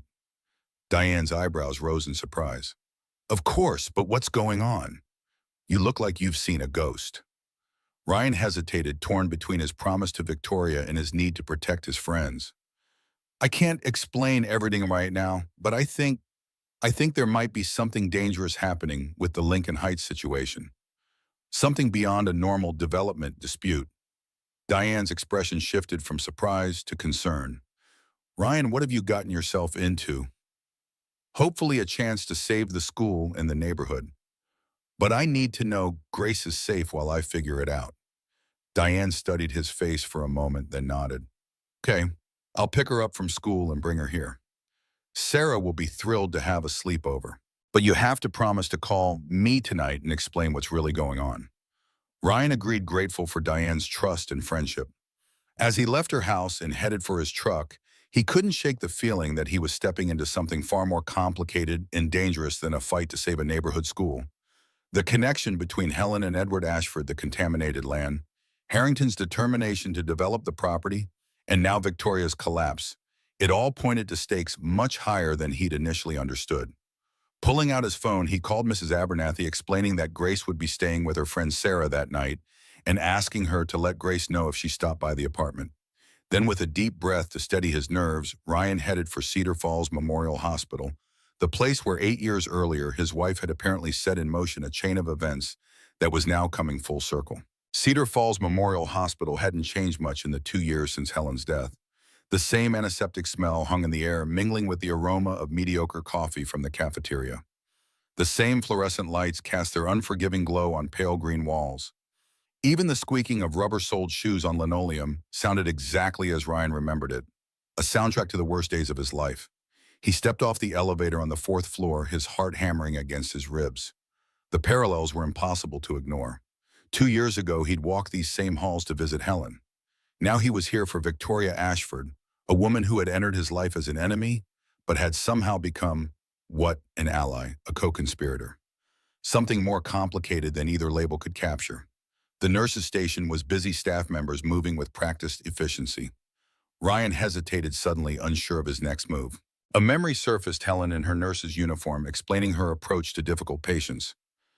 You can't help someone who doesn't want help, but sometimes the ones who push you away the hardest are the ones who need you most.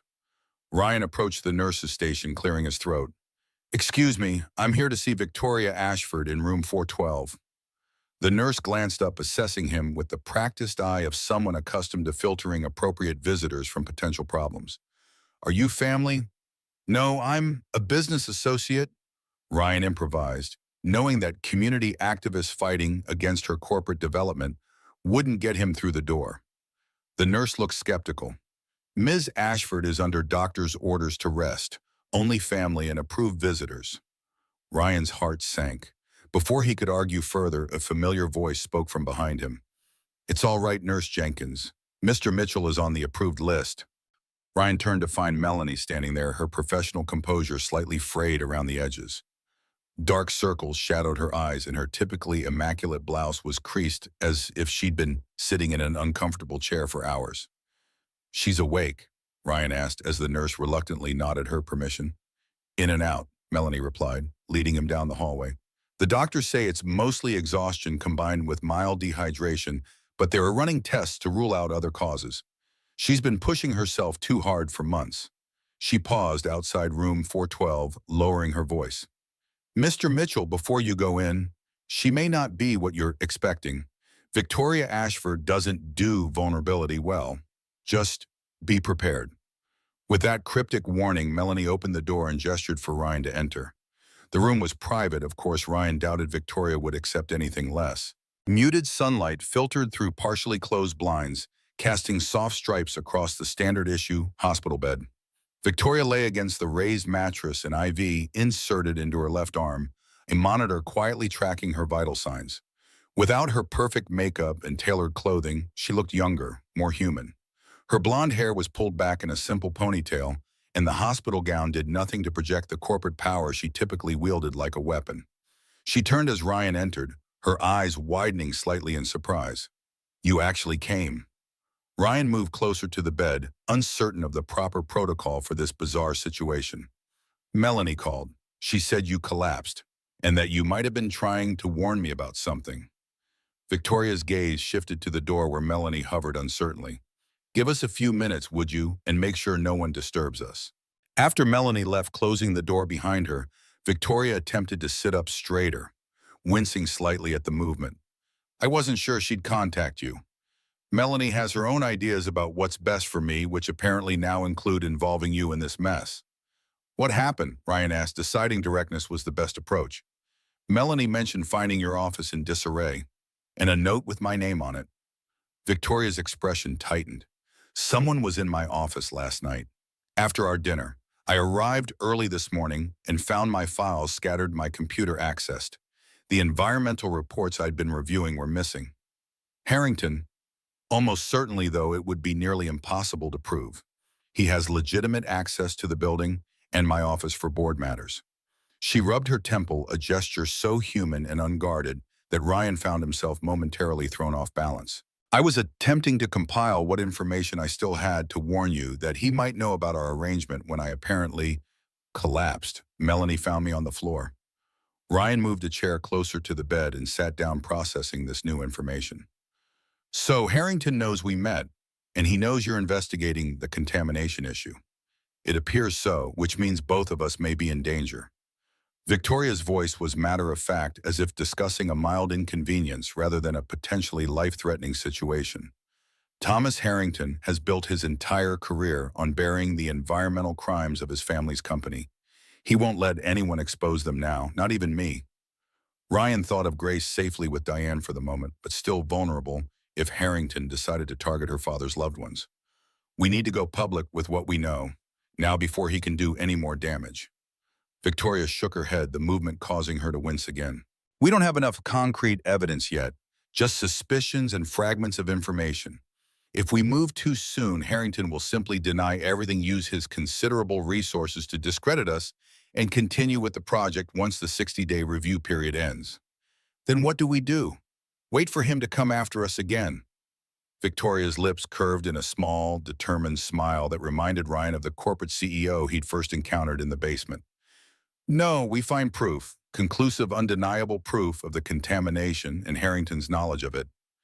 How he's already taken your environmental reports. Not all of them.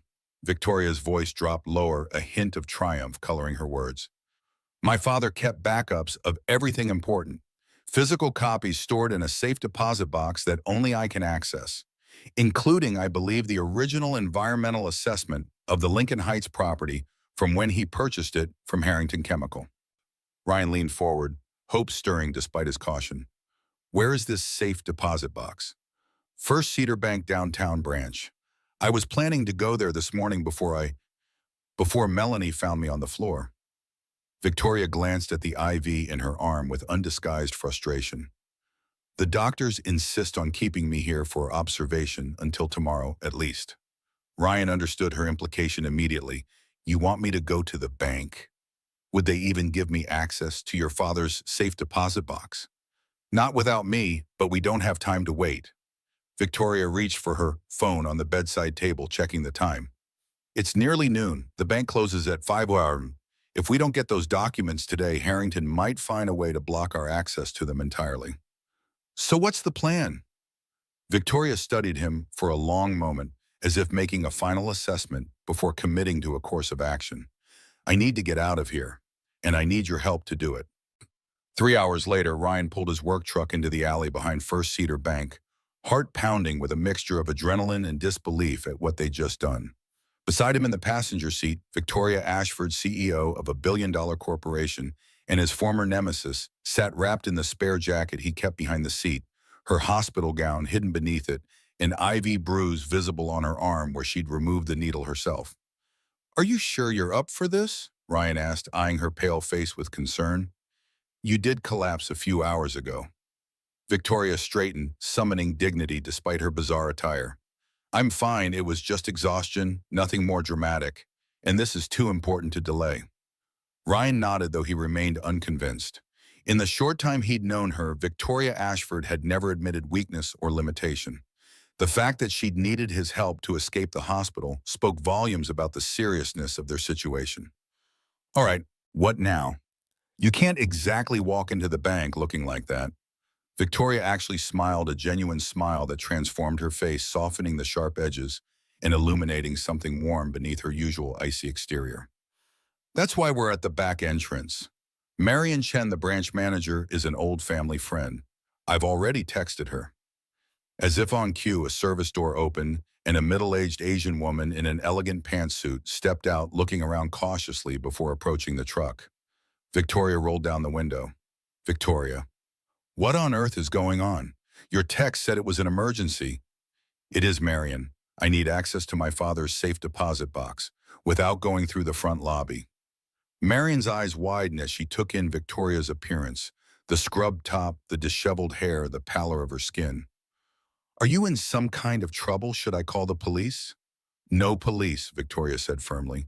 It's complicated, but I promise I'll explain everything later. Right now, I just need those documents. Marion hesitated, clearly torn between concern for Victoria and curiosity about the bizarre situation. Her gaze shifted to Ryan, questioning. This is Ryan Mitchell, Victoria said. He's helping me with a sensitive matter related to Ashford Industries. You can trust him. The fact that Victoria would say he could be trusted after their contentious history struck Ryan as perhaps the strangest development yet in this increasingly surreal day. Marion finally nodded. Come in through the service entrance. I'll take you to the vault myself. Inside the bank's back corridors, Ryan felt distinctly out of place among the polished surfaces and quiet efficiency. Victoria, despite her hospital escapee appearance, moved with the confidence of someone accustomed to such environments. Marion led them to a private room adjacent to the main vault. Wait here, she instructed, her professional demeanor firmly back in place. I'll need to verify your identity, Victoria. Standard procedure even for you. After Marion left, Ryan turned to Victoria, who had sunk into one of the room's plush chairs with poorly concealed relief. Are you sure you're okay? You look like you might pass out again. Victoria waved away his concern with a dismissive hand, though the gesture lacked its usual imperious energy. I'm fine, just need a moment to catch my breath. You know, most people would still be in the hospital after collapsing, not breaking out to conduct corporate espionage against their own board member. A hint of her usual sharp humor returned to Victoria's eyes. I'm not most people, Mr. Mitchell. Surely you've noticed that by now. Ryan couldn't help but smile. I've noticed. Well, their eyes met, and for a moment something shifted between them, a recognition of the bizarre circumstances that had transformed them from adversaries to unlikely allies. Victoria looked away, first a faint color rising in her cheeks that had nothing to do with her medical condition. Marion returned with the necessary paperwork, which Victoria signed with a steady hand that belied her weakened state. I've closed the vault to other customers for routine maintenance, Marion explained. You'll have privacy. The safe deposit box was larger than Ryan had expected, more of a small trunk than a box. It took both him and Marion to carry it to the private room where Victoria inserted a key from her wallet and lifted the lid. Inside were dozens of files neatly labeled in an elegant handwriting that must have belonged to Edward Ashford. Victoria immediately began sorting through them with the efficiency of someone accustomed to processing large amounts of information quickly. Here, she said after a few minutes, pulling out a thick file labeled Harrington Property Acquisition 2003. She opened it on the table, spreading out its contents: environmental surveys, purchase agreements, correspondence. Ryan leaned over her shoulder, scanning the documents. His eyes widened as he found what they were looking for: a comprehensive environmental assessment of the property, complete with soil sample results showing significant contamination in multiple areas. Look at this, he said, pointing to a highlighted section. Chromium levels 10 times the legal limit. Lead arsenic industrial solvents. This place was a toxic dump, and Harrington Chemical knew it. Victoria nodded grimly, flipping to another document. And here's my father's plan. He knew the only way to force a proper cleanup was to sell the land for a sensitive use like a school that would trigger mandatory remediation under federal law. She shook her head, a complex mixture of emotions crossing her face. All these years, I thought he'd made a foolish business decision, selling valuable commercial property at a loss. But he was actually trying to correct an environmental crime. A crime that Harrington is now trying to cover up by reacquiring the land, Ryan added, the pieces clicking into place.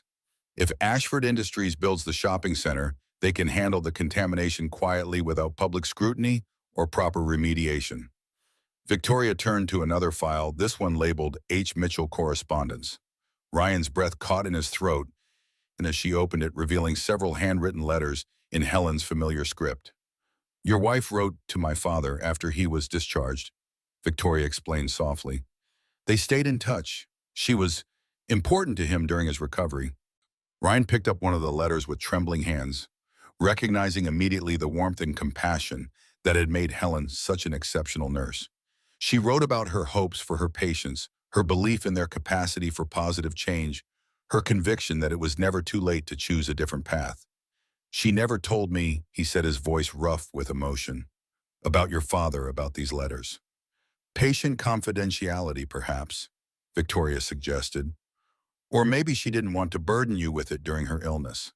Ryan carefully returned the letter to its file, his mind reeling with this new connection between his late wife and the Ashford family. So your father bought the contaminated property because of Helen's influence, because she helped him see things differently. Victoria's expression softened, vulnerability showing through her usual composed facade. I believe so. In his journal, he wrote about wanting to make amends and leave a better legacy. He mentioned your wife, often calling her his conscience in Scrubs. Ryan smiled despite himself, the description perfectly capturing Helen's gentle but persistent moral clarity. That sounds like her. They spent the next hour going through the files, gathering evidence of both the contamination and Harrington's knowledge of it. The documents painted a damning picture. Harrington Chemical had knowingly allowed toxins to leach into the soil for years, then attempted to unload the property quickly when regulations tightened. Edward Ashford had purchased it specifically to prevent Harrington from selling to an unsuspecting commercial developer, instead forcing a proper environmental assessment through the school construction process. This is more than enough to stop the Lincoln Heights project, Ryan said, organizing the most critical documents into a separate pile. With these, we can prove that Harrington has been trying to cover up environmental crimes. Victoria nodded, though her expression remained troubled. It's enough to stop the project, yes, but not enough to truly hold Harrington accountable. These documents are 20 years old. We need current testing to prove the contamination is still present and spreading. The testing you were conducting before Harrington took the reports from your office? Exactly. Without current data, he can claim the problem was addressed during the school construction and no longer exists. Victoria tapped her fingers against the table, thinking, we need to get independent soil samples from the property. Today, if possible, before Harrington realizes what we're doing and finds a way to block access. Ryan checked his watch, nearly 4:00 p.m. The school will be empty soon. But how do we get samples? Don't we need special equipment professionals? Victoria's expression shifted to one of grim determination. Yes, we do. And fortunately, I know exactly who to call. By 6:00 p.m., as dusk settled over Cedar Falls, Ryan found himself standing behind Lincoln Elementary School with Victoria and an environmental engineer named Alex Rodriguez, who had arrived with surprising speed after Victoria's phone call. Alex wore casual clothes rather than anything identifying his profession and carried what looked like ordinary gardening tools, though Ryan suspected they were specialized for soil collection. The most likely contamination would be in this area, Alex explained, consulting a map of the property Victoria had obtained from her files. Based on the original plan location and the groundwater flow patterns, they moved carefully through the wooded area behind the school, Alex taking samples at regular intervals and storing them in sealed containers. Victoria, still pale but moving with determined energy, documented each location with her phone, creating a record that would be difficult to dispute. Ryan kept watch, acutely aware that what they were doing might technically be trespassing, even though the property was a public school. More concerning was the possibility that Harrington might have people monitoring the site, especially after discovering Victoria's interest in the environmental reports. As they worked, Ryan found himself continually glancing at Victoria, still struggling to reconcile this version of her committed, principled, willing to risk her health and possibly her career to expose the truth, with the cold corporate executive who had mocked Helen's watch and threatened his community. You're staring, Mr. Mitchell, Victoria noted, without looking up from where she was photographing Alex's sample collection. Something on your mind? Ryan hesitated, then decided on honesty. I'm trying to understand how the person who stood in my basement and said that progress requires sacrifice is now breaking out of hospitals and conducting clandestine soil sampling to save the very community she was planning to demolish. Victoria's hands stilled, her gaze remaining fixed on the ground. People can change, Mr. Mitchell. Sometimes they just need a reason. And what was your reason? She looked up, then meeting his eyes with an intensity that caught him off guard. You, or rather what you represent. Integrity, courage, the willingness to fight for something bigger than yourself even when it seems hopeless. She glanced away as if embarrassed by her own admission. It's not a quality I encounter often in my usual circles. Before Ryan could respond to this unexpected revelation, Alex straightened from his work, holding up a sample container. This doesn't look good. The soil here has obvious discoloration and an odor consistent with petroleum-based contamination. I'll need to run proper tests, but based on my experience, I'd say we're looking at significant toxic presence. And we're less than 200 yards from the school playground. Victoria's expression hardened. How quickly can you complete the analysis? For preliminary results, 24 hours if I put a rush on it. Comprehensive findings would take longer. Do the rush analysis, Victoria instructed. I'll triple your usual rate. We need those results immediately. As Alex packed up his equipment, Ryan noticed Victoria swaying slightly, her face even paler than before. Without thinking, he moved closer, placing a steadying hand on her arm. You need to rest. You shouldn't even be out of the hospital. She started to object, then seemed to reconsider as another wave of dizziness visibly passed through her. Perhaps you're right, but I can't go back to the hospital. Harrington would find me there, and I can't go to my apartment either. It's the first place he'd look. Ryan made a quick decision. You'll come to my place. It's the last location anyone would expect you to be. Victoria raised an eyebrow, a hint of her usual sardonic humor returning. Are you inviting me for a sleepover, Mr. Mitchell? I'm offering you a safe place to rest while we figure out our next move. Ryan corrected, though he couldn't help but return her small smile. And given that we're conducting secret environmental testing together, maybe you could start calling me Ryan." Her smile widened slightly. "Ryan, then. And yes, I accept your offer of sanctuary, though I should warn you that I'm an exceedingly demanding house guest." Somehow that doesn't surprise me. They waited while Alex departed with the samples, promising to call as soon as he had preliminary results. Then Ryan helped Victoria to his truck. Noticing how she leaned on him more heavily than before, her body finally acknowledging the stress and exhaustion it had been fighting all day. As they drove through the darkening streets of Cedar Falls, Ryan called Diane to check on Grace, relieved to hear that his daughter was happily playing with Sarah and showing no signs of concern about her unusual sleepover arrangement. He kept his explanation deliberately vague, promising again to fill Diane in on the details soon. "Your daughter is with friends tonight?" Victoria asked after he ended the call. "Yes, I thought it was safer given what's happening." Victoria nodded, her expression solemn. "You're a good father, Ryan. Grace is fortunate." The simple compliment delivered without her usual sharp edge touched Ryan unexpectedly. "I try to be. It's not always easy, especially since Helen died. But you keep trying, that's what matters."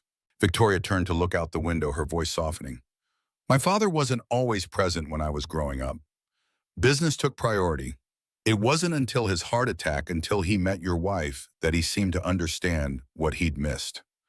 The revelation of this vulnerability, this glimpse into Victoria's personal history, created a sudden intimacy in the truck's small cabin. Ryan found himself wanting to know more about the woman behind the corporate mask, about the path that had led her to become the person he'd first met in the basement, and then the very different woman sitting beside him now.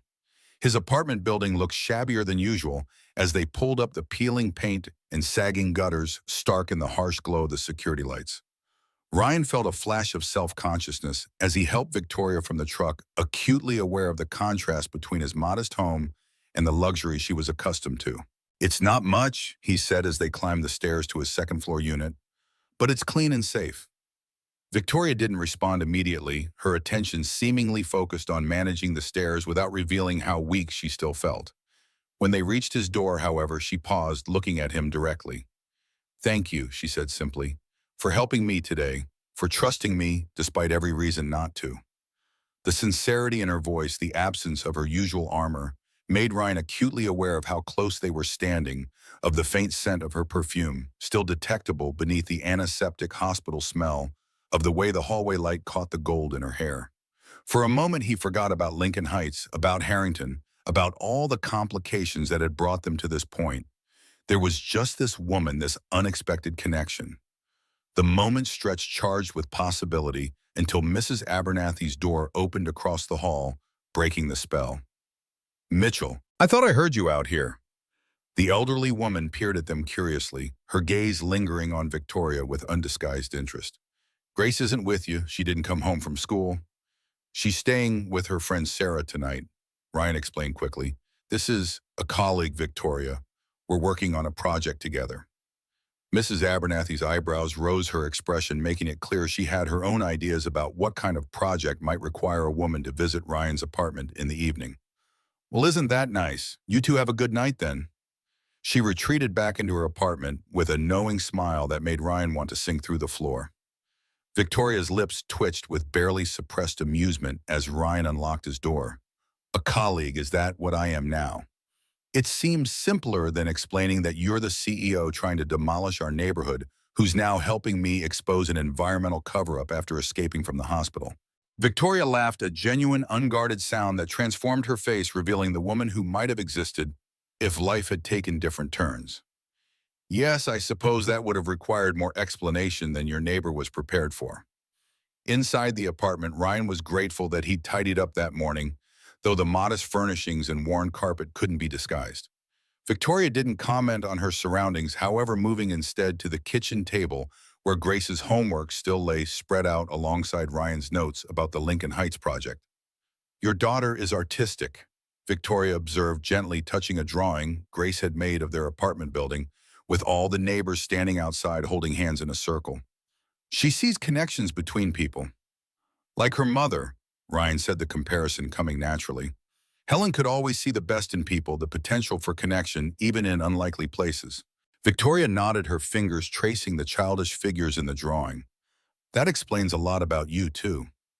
Before Ryan could ask what she meant, Victoria swayed again, catching herself against the table's edge. Her face had gone alarmingly pale, the earlier exertion clearly taking its toll. You need to rest, Ryan said firmly, moving to her side. You can take my bedroom. I'll sleep on the couch. Victoria started to protest, then seemed to recognize the futility of it as another wave of dizziness hit her. Just for a few hours, she conceded. We still have work to do once Alex calls with the preliminary results. Ryan led her to his bedroom, acutely aware of the strangeness of having Victoria Ashford in his personal space. The room was simple, a queen bed with a plain blue comforter, a dresser with framed photos of Grace and Helen, a small bookshelf filled with electrical manuals, and a few novels Helen had loved. Victoria paused at the photograph, studying one of Helen holding a newborn Grace, her expression soft with wonder. She was beautiful, Victoria said quietly. I can see why my father was so taken with her spirit. She was the best person I have ever known, Ryan replied, the words coming easily despite the familiar ache of loss. Kind without being weak, strong without being hard. Victoria turned to him, something vulnerable and questioning in her eyes. The opposite of me, then. Ryan shook his head. I used to think so. Now I'm not so sure. Their eyes held for a long moment, the air between them charged with unspoken possibilities, with connections neither had anticipated. Then Victoria looked away, a hint of her old self-protective reserve returning. I should rest, she said, her voice carefully neutral. And you should check on your daughter, make sure she's okay with her friend. Well, Ryan nodded, accepting the withdrawal while recognizing it for what it was, not rejection, but caution. A pause rather than an ending. There are clean towels in the bathroom if you want to shower, and I can find you something to wear besides that scrub top. He left her to settle in, returning to the kitchen to call Diane again and check on Grace. His daughter was fine already in pajamas and excited about watching a movie with Sarah before bed. After ensuring that Diane still had no concerns about the unexpected sleepover arrangement, Ryan hung up and leaned against the counter, trying to process the day's extraordinary events. Just a week ago, Victoria Ashford had been his adversary, a corporate predator, threatening his daughter's school and his community. Now she was sleeping in his bed, having risked her health and possibly her career to expose an environmental cover-up that her own company was involved in. The transformation seemed impossible, yet here they were. Ryan made himself a sandwich, realizing he hadn't eaten since morning, and prepared a second one for Victoria in case she was hungry when she woke. He was setting them on plates when his phone rang, an unknown number. Hello. Ryan, it's Emma Chen from the Gazette. The reporter's voice was tense, urgent. I need to talk to you immediately about Victoria Ashford in the Lincoln Heights project. Ryan hesitated, wary of sharing information that might jeopardize their investigation into the contamination. I'm not sure I have anything new to tell you, Emma. But I have something to tell you, she insisted. Something you need to know before you get in any deeper with Victoria Ashford. The ominous tone set off warning bells in Ryan's mind. What are you talking about? Not over the phone. Can you meet me tonight? It's important. Ryan glanced toward the bedroom where Victoria was resting. I can't leave right now. Can you tell me what this is about? Emma sighed, clearly frustrated. It's about Victoria Ashford's real reasons for getting close to you. She's not who you think she is, Ryan. She's playing you. A cold feeling settled in Ryan's stomach. What do you mean? Victoria Ashford has known about the contamination at Lincoln Heights from the beginning. She's not trying to expose it. She's trying to control the narrative, to limit Ashford Industries' liability by managing how and when the information comes out. Ryan's mind raced, trying to reconcile this accusation with the Victoria he'd spent the day with, the woman who'd broken out of the hospital, who'd risked her health to gather evidence, who'd looked at Helen's photo with genuine respect. How do you know this? He asked, keeping his voice low to ensure Victoria couldn't overhear from the bedroom. I have a source inside Ashford Industries, someone who's seen the internal communications between Victoria and the board. She's been playing both sides, Ryan, using you to gain credibility with the community while simultaneously working with Harrington to minimize the company's exposure. The accusation hit Ryan like a physical blow. Could it be true? Had he been manipulated all along? The Victoria he'd encountered today seemed genuine in her desire to expose the truth, but he'd also witnessed her remarkable ability to adapt and persuade. What if this was just another performance, another corporate strategy, I need to see proof, he said finally. Documents, emails, something concrete. I have them, Emma assured him, but I can't send them electronically, too risky. Meet me at Riverside Park in an hour, same spot as before. I'll bring everything. After Emma hung up, Ryan stood motionless in the kitchen, his mind swirling with doubt and confusion. The timing of the call seemed suspicious, coming just as he and Victoria were making progress with the environmental testing. But Emma had been the one to first alert him to the possibility of contamination. Why would she try to undermine their investigation now? Unless Victoria had somehow gotten to her, or unless Harrington had. The shower was running.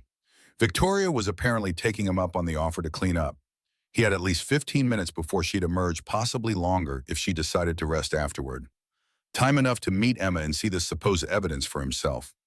Decision made, Ryan quickly wrote a note explaining that he'd gone to pick up dinner and would be back soon. He left it on the kitchen table where Victoria would see it, then grabbed his keys and headed for the door, pausing only to collect a small recorder from his toolbox, a device he sometimes used to document electrical issues for clients. If Emma really did have damning evidence against Victoria, he wanted to capture the conversation. The October night had turned cold, a sharp wind cutting through Ryan's jacket as he drove to Riverside Park.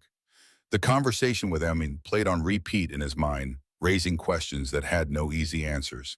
Had Victoria been manipulating him all along? Was her apparent transformation from corporate shark to environmental crusader just an elaborate act? Or was Emma's source feeding her false information, perhaps at Harrington's direction? The park was nearly deserted when Ryan arrived, just a few cars in the lot belonging to the last joggers of the evening. He made his way to the boat launch area, the same spot where he'd met Emma before. The wooden dock extended into the dark water, illuminated only by a single lamppost that cast long shadows across the planks. Emma was already there, a manila envelope clutched in her hands. She turned as Ryan approached, relief evident in her expression. "You came. I wasn't sure you would. You said you had proof that Victoria Ashford is playing me. I need to see it." Emma nodded, opening the envelope. "These are internal Ashford Industries memos from the past week. They show that Victoria has been fully aware of the contamination issue from the beginning of the Lincoln Heights project, not just since finding her father's files." She handed Ryan several printed pages which he struggled to read in the dim light. They appeared to be emails between Victoria and Thomas Harrington discussing containment strategies for the legacy issue at the Lincoln site. In one particularly damning exchange, Victoria supposedly wrote, "Mitchell is proving useful as a community liaison. His connection to my father's nurse gives us a perfect cover story for my sudden interest in environmental concerns." Ryan felt sick as he read the words, the betrayal cutting deeper than he would have expected. "How did you get these?" "My source is someone high up in Ashford Industries. Someone who believes the public deserves to know the truth." Emma took the papers back, returning them to the envelope. "Victoria Ashford isn't your ally, Ryan. She's using you to manage a potential PR disaster for her company." Ryan shook his head, still struggling to reconcile these documents with the Victoria who had stared at Helen's photo with genuine emotion, who had collapsed from exhaustion while trying to gather evidence, who had shared her father's letters and revealed her own vulnerabilities. "Why tell me this now? Why not when we first met?" Emma hesitated, something flickering across her face that Ryan couldn't quite identify. "I didn't have confirmation until today. My source took a significant risk getting these documents to me." Something about her explanation felt off, though Ryan couldn't pinpoint exactly what. Perhaps it was the convenient timing or the way Emma kept referencing her anonymous source without offering any details that could verify their existence. "I need to take those documents," Ryan said, reaching for the envelope, "to study them more carefully." Emma pulled back, clutching the envelope tighter. "I can't let them out of my possession. My source was explicit about that, but I can give you copies tomorrow." Ryan's suspicions deepened. A legitimate journalist would want their evidence examined, verified. Emma's reluctance suggested something else might be happening here. "At least let me take a photo of them with my phone," he suggested, already reaching for his pocket, "so I can study them more carefully." "No." Emma's response was too quick, too vehement. "No photos. My source was clear that digital copies could be traced." Ryan took a step back, his instincts now screaming that something was very wrong with this situation. "You know, it's funny.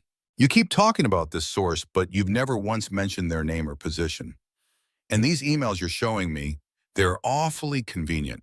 almost like they were created specifically to drive a wedge between me and Victoria. Emma's expression hardened. You don't believe me. You think I'm making this up.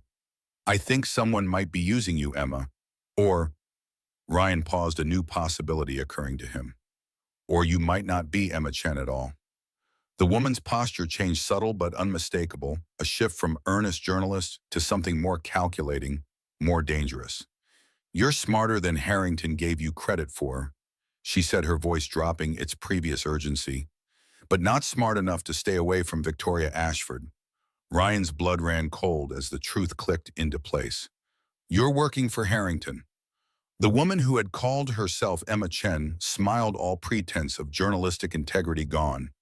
Thomas Harrington protects his interests, Mr. Mitchell.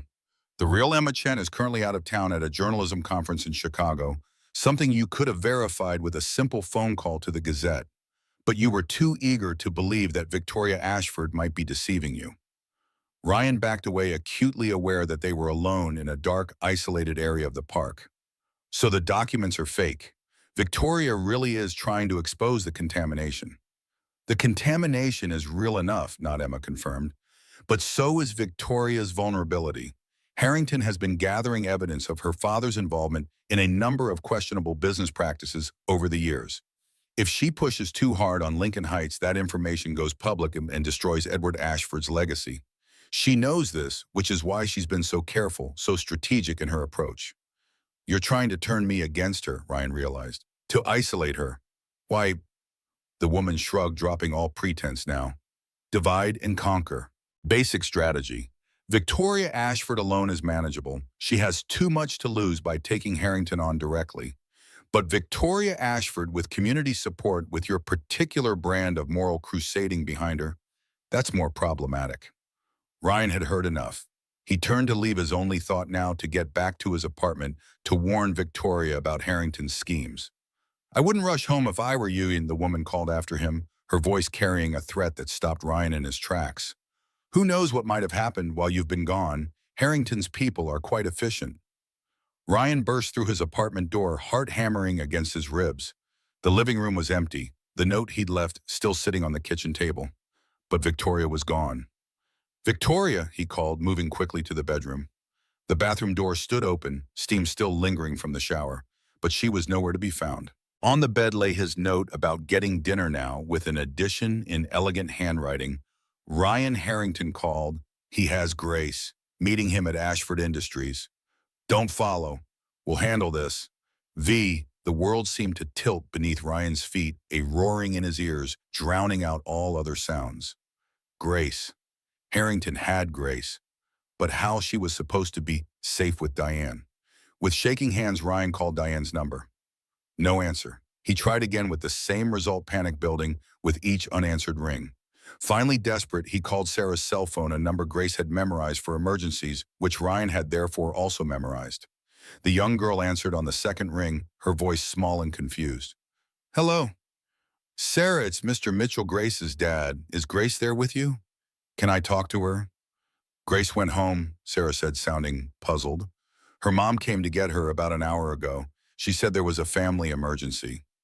Ryan's blood turned to ice. Her mom, the lady said she was Grace's mom's sister. She had a picture of Grace's mom and everything. She said you sent her to bring Grace home. Ryan fought to keep his voice calm, not wanting to frighten the child. Is your mom there, Sarah? Can I talk to her? She's giving Tim his bath. Do you want me to get her? Yes, please, right away. While he waited, Ryan's mind raced. Someone claiming to be Helen's sister, a sister who didn't exist, had taken Grace from Diane's house, which meant Harrington had been planning this move before Ryan ever left the apartment to meet Emma. The whole thing had been a setup to get him away from Victoria and to isolate Grace. Diane came on the line, her voice immediately anxious. Ryan, what's wrong? Sarah said you're asking about Grace. Did someone come and take Grace from your house? Ryan demanded, too frantic for niceties. Yes, about an hour ago, a woman who said she was Helen's sister. She had ID and everything, Ryan. She said you'd had a family emergency and sent her to bring Grace home. Grace seemed to recognize her from a photo she showed. Helen doesn't have a sister. Ryan cut in, his voice tight with fear. That woman wasn't family. Did she say where she was taking Grace?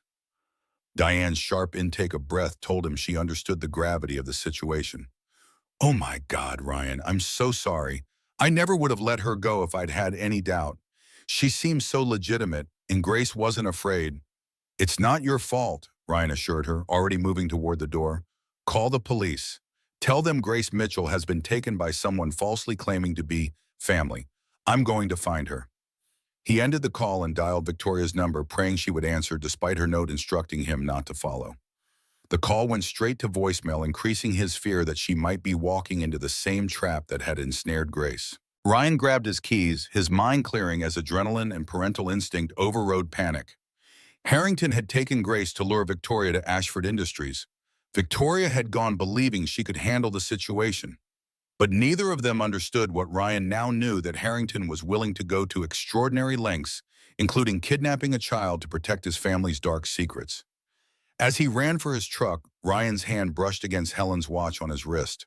The familiar weight of it, the connection to her steady moral compass, helped center him. Helen would know what to do. Helen would be brave and smart and focused on saving their daughter. Ryan could do no less. The Ashford Industries building loomed against the night sky, most of its windows dark except for the top floor, where lights still blazed from what Ryan assumed must be the executive offices.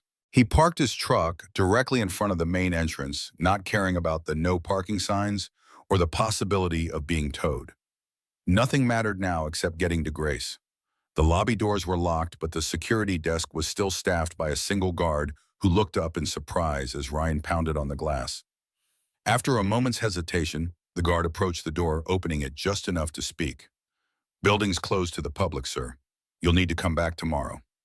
"I need to get to the executive floor," Ryan said, fighting to keep his voice steady. "It's an emergency. My daughter is up there." The guard's expression shifted from professional detachment to confusion.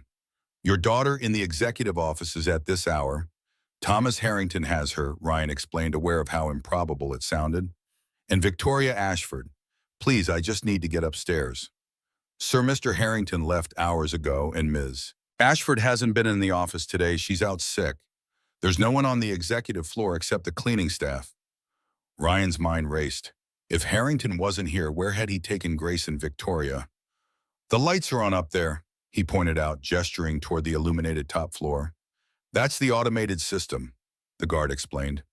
"Certain offices stay lit for security purposes, but I can assure you no one's up there. I'd see them on the security monitors." Ryan felt a cold certainty that the guard was lying or had been instructed to lie if Ryan appeared. "Then you won't mind if I check for myself." Before the guard could respond, Ryan pushed past him into the lobby, heading for the elevators. The guard called after him, threatening to call the police, but Ryan ignored him. Let them call. He needed to find Grace. The executive elevator required a key card, but the service elevator at the back of the lobby did not.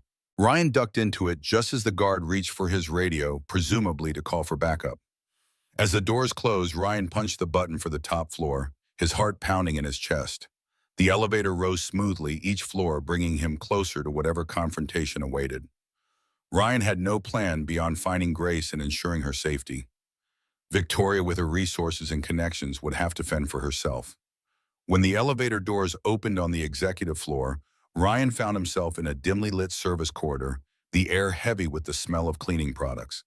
He moved cautiously toward where he assumed the main offices would be, guided by the glow of light coming from beneath a door at the end of the hall. As he drew closer, he could hear voices. Harrington's smooth, cultured tones and Victoria's sharper, more urgent responses. But no child's voice. No sign of Grace. Ryan pressed himself against the wall beside the door, straining to hear the conversation within. "You've made quite a mess of things, Victoria," Harrington was saying, his voice casual as if discussing a minor scheduling issue rather than kidnapping. "Your father would be disappointed. He understood how the game is played." "My father understood responsibility," Victoria replied, her voice tight with controlled anger. "Something you've spent your entire career avoiding.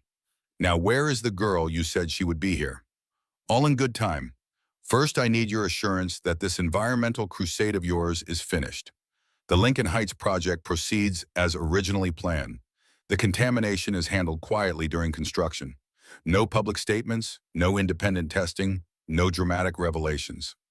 And if I refuse, Harrington's laugh held no humor, then Mr. Mitchell's daughter becomes a tragic statistic, a child who wandered too close to a construction site, perhaps, or a victim of a random abduction. Cedar Falls has its share of unsavory elements, after all. The casual cruelty, the willingness to threaten a child's life to protect corporate interests made Ryan's blood boil, but he forced himself to remain still to listen. Rushing in without understanding the full situation would only endanger Grace further. "You're bluffing," Victoria said, though her voice held a note of uncertainty. "You wouldn't harm a child. Even you have limits, Thomas."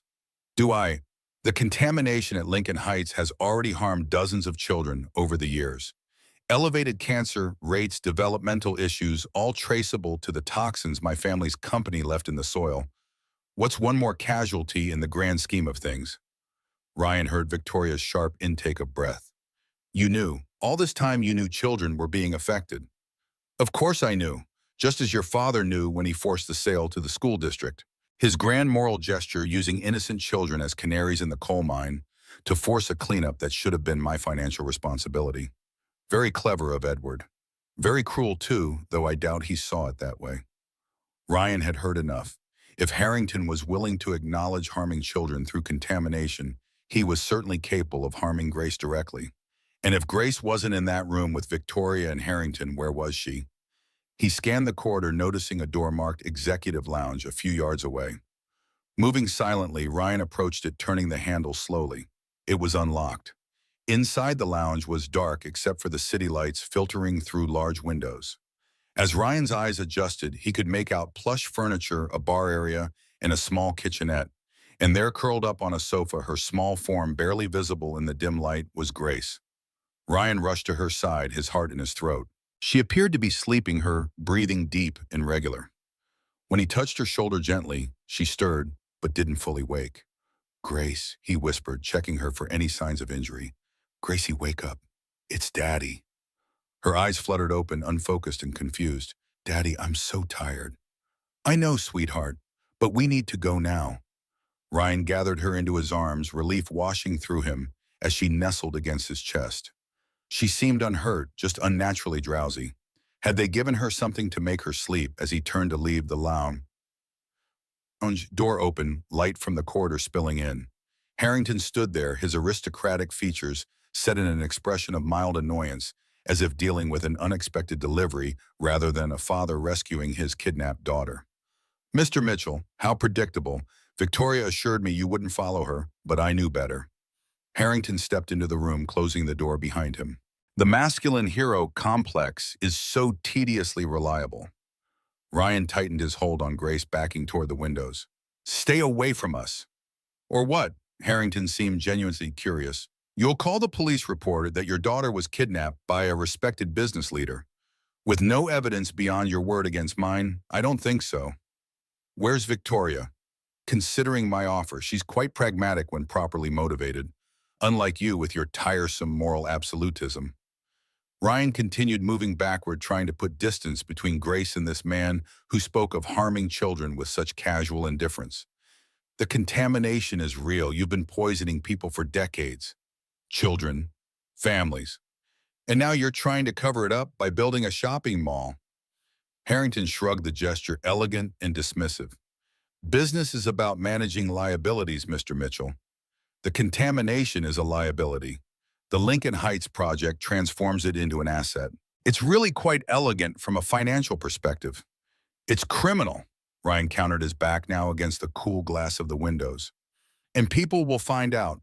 Victoria has her father's files. We have soil samples being tested right now. You can't silence everyone." Something shifted in Harrington's expression, a flicker of genuine concern breaking through his composed facade. "Soil samples when where?" The reaction confirmed what Ryan had suspected. Harrington didn't know about their clandestine testing that afternoon. He'd been focused on separating Ryan from Victoria, on isolating Grace's leverage, but he hadn't anticipated how much progress they had already made in gathering evidence. Before Harrington could recover from this revelation, the lounge door burst open again. Victoria stood there, her face pale but determined, a security guard's key card in her hand. "It's over, Thomas." she said, her voice steady despite the exhaustion evident in her posture. I've just emailed the board of directors, the EPA, and the Cedar Falls Gazette copies of all the documentation. My father's original environmental assessment, the recent soil tests, your emails about covering up the contamination, everything. Harrington's composure cracked entirely, his face contorting with rage. You stupid girl, do you have any idea what you've done, the liability you've created, the shareholder value you've destroyed? I've done what my father should have done 8 years ago, Victoria replied, moving into the room to stand beside Ryan and Grace. Expose the truth, chosen people over profits, the right path instead of the easy one. Harrington lunged forward suddenly, his control abandoning him completely. You've ruined everything, your father's company, your inheritance, my reputation, all destroyed because you couldn't stay in your lane. Victoria didn't flinch, meeting his fury with a calm certainty that Ryan couldn't help but admire. No, Thomas, you destroyed those things yourself the moment you decided that money mattered more than people's lives, more than children's health and safety. As if on cue, the sound of sirens became audible outside the building, blue and red lights reflecting off the glass behind them. Harrington froze, his face draining of color as he realized the extent of his defeat. That would be the police, Victoria explained, a hint of satisfaction in her voice. I called them before coming up here, told them everything, the kidnapping, the contamination, your threats. They were quite interested, particularly in the part about endangering children. Harrington seemed to age before their eyes, his shoulders slumping as the full weight of his actions and their consequences settled upon him. Without another word, he sank into one of the lounge chairs, all fight gone out of him. Ryan held Grace closer, her drowsy weight in his arms, the only reality that mattered in that moment. He looked at Victoria, standing tall despite her hospital escape just hours earlier, her face illuminated by the pulsing police lights from below. Thank you, he said simply, knowing the words were inadequate for what she had done, for the risks she had taken, the transformation she had undergone.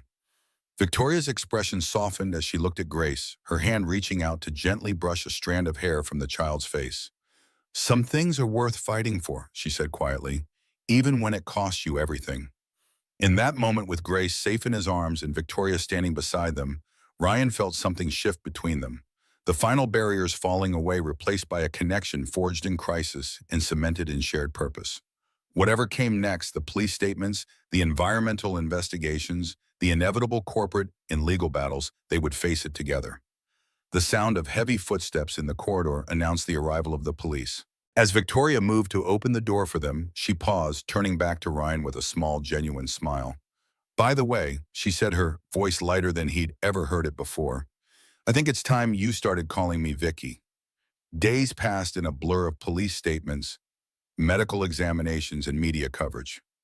Grace was found to have been given a mild sedative, enough to make her drowsy, but not enough to cause harm. The doctors assured Ryan she would suffer no lasting effects. Harrington was arrested on multiple charges: kidnapping, environmental violations, corporate fraud. He was released on bail, but barred from approaching any Ashford Industries properties or contacting Victoria, Ryan, or Grace. The company's stock plummeted as the contamination story broke, triggering shareholder lawsuits and regulatory investigations. Through it all, Victoria remained a constant presence in Ryan and Grace's lives. Despite the corporate chaos swirling around her, she made time each day to check on Grace, to bring her small gifts, art supplies, books, once even a small telescope that had the child wide-eyed with wonder. A week after the confrontation at Ashford Industries, Ryan found himself sitting on a bench in Cedar Falls Park, watching as Victoria pushed Grace on the swings. His daughter's laughter carried across the playground, bright and carefree, as if the trauma of her kidnapping had already faded from her young mind. Higher, Vicky, higher, Grace called, and Victoria obliged, pushing the swing with a greater force, her own laughter joining Grace's. The sight stirred something in Ryan's chest, a warmth he hadn't felt in years, a sense of possibility he'd thought died with Helen. It was too soon to name it, too fragile to examine closely, but it was there nonetheless. His phone buzzed with a text from Alex Rodriguez, the environmental engineer. Final test results confirm. Contamination present at dangerous levels. Full report coming tomorrow. This is Big Ryan. He showed the message to Victoria when she and Grace returned to the bench, pink-cheeked and breathless from their play. That's the final nail in Harrington's coffin, Victoria said, her expression solemn despite her casual words. And probably in Ashford Industries as well. The company won't survive this, not in its current form. I'm sorry, Ryan said, realizing that despite everything, this was still the company her father had built, still her inheritance and legacy. Victoria shook her head, a surprising peace in her eyes. Don't be. Some things need to end, so better things can begin. My father would understand that now, I think. Grace tugged at Victoria's sleeve, oblivious to the gravity of their conversation. Can we get ice cream, please? Victoria smiled, the transformation from a corporate CEO to something warmer, more human, now complete in Ryan's eyes. Ice cream sounds perfect. What do you think, Ryan? I think, Ryan began. Then paused, struck by how natural this felt, the three of them together making simple plans, sharing a beautiful autumn day. I think ice cream is exactly what we need.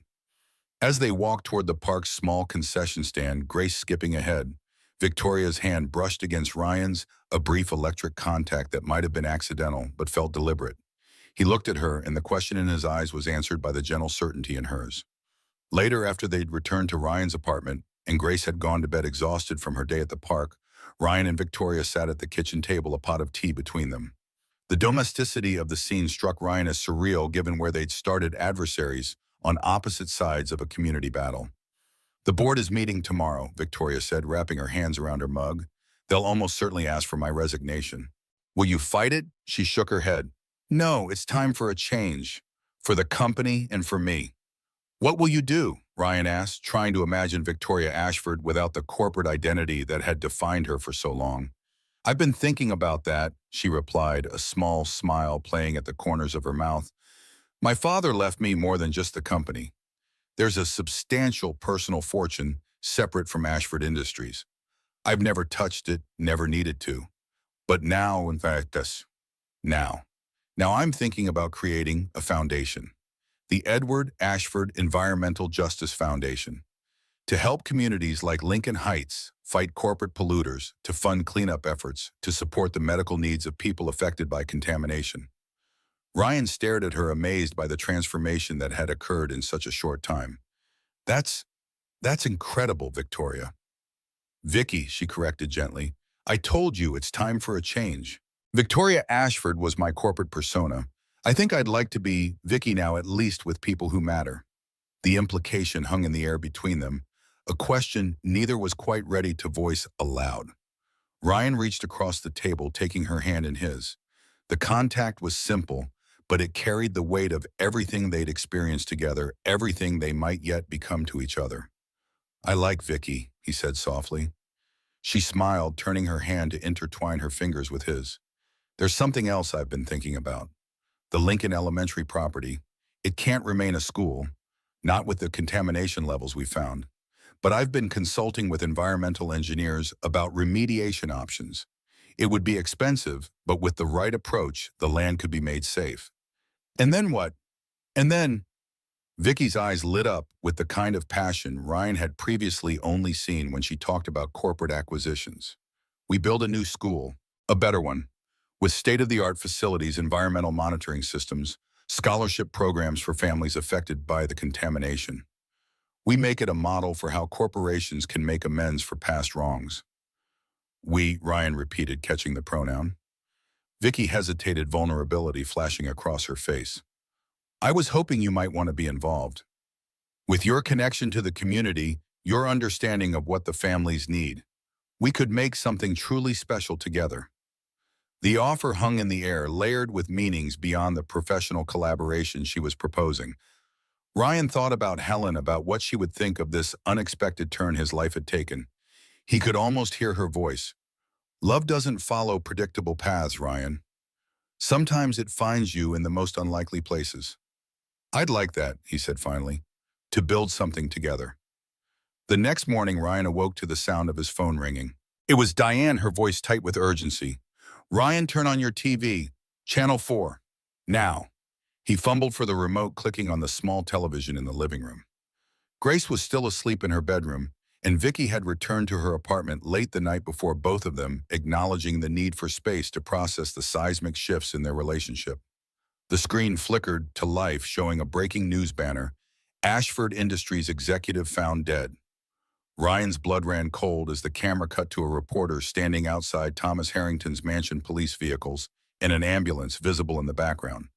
Thomas Harrington, former COO of Ashford Industries and heir to the Harrington chemical fortune, was found dead in his home early this morning, the reporter was saying. Police have not confirmed the cause of death, but sources close to the investigation suggest it may have been suicide. Harrington was recently arrested on charges related to environmental violations and the kidnapping of a local child. In a shocking development, documents left at the scene allegedly detailed decades of corporate cover-ups related to toxic contamination at multiple Harrington chemical sites across the country, including the Lincoln Heights property in Cedar Falls. Ryan grabbed his phone, dialing Vicky's number with shaking hands. She answered on the first ring, her voice calm but strained. "You've seen the news?" "Yes." "Vicky, what does this mean? For the case, for the contamination evidence?" "It means Harrington chose his own way out," she replied, a complex mixture of emotions in her voice. "And it means the truth is finally coming out. The documents he left, they're comprehensive, Ryan. Detailed records of every contaminated Harrington chemical site, internal memos, acknowledging the health risk strategies for avoiding liability. He implicated himself completely while leaving the rest of the board untouched. A final act of corporate loyalty," Ryan observed, understanding the twisted logic. Harrington had protected his business associates even in death. Yes, but it also means we have everything we need now.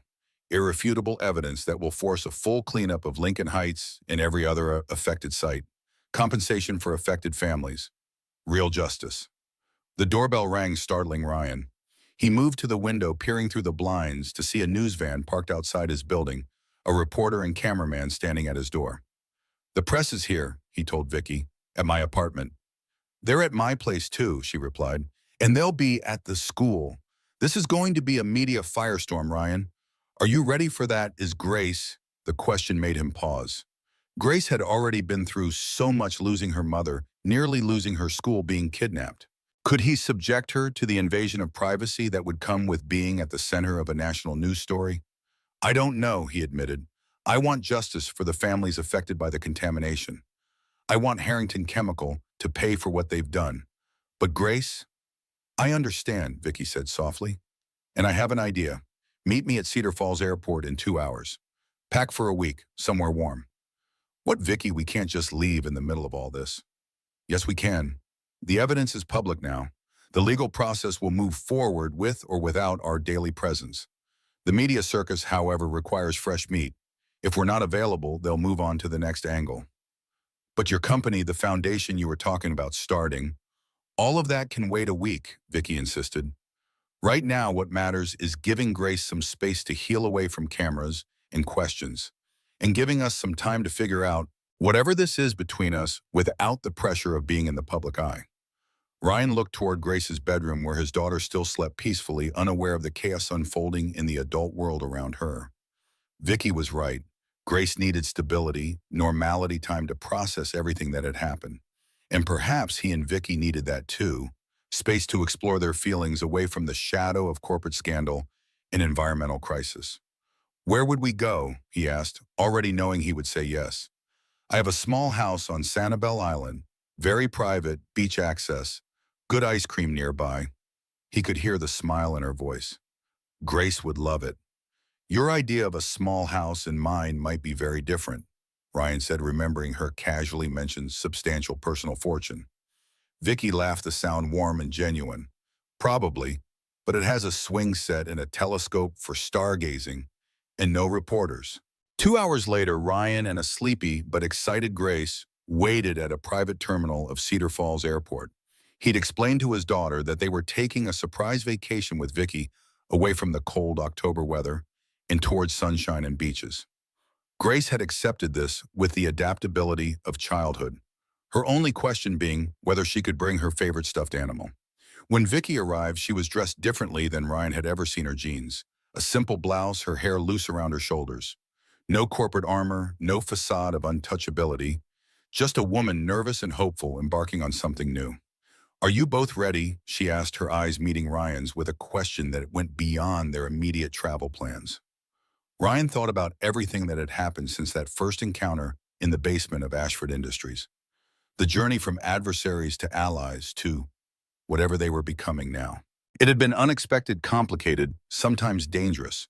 But standing here with Grace's small hand in his and Vicky's tentative smile before him, he knew with absolute certainty that it had been worth it. "We're ready," he said, answering all her questions at once. As they boarded the small private plane, Ryan felt Helen's watch on his wrist.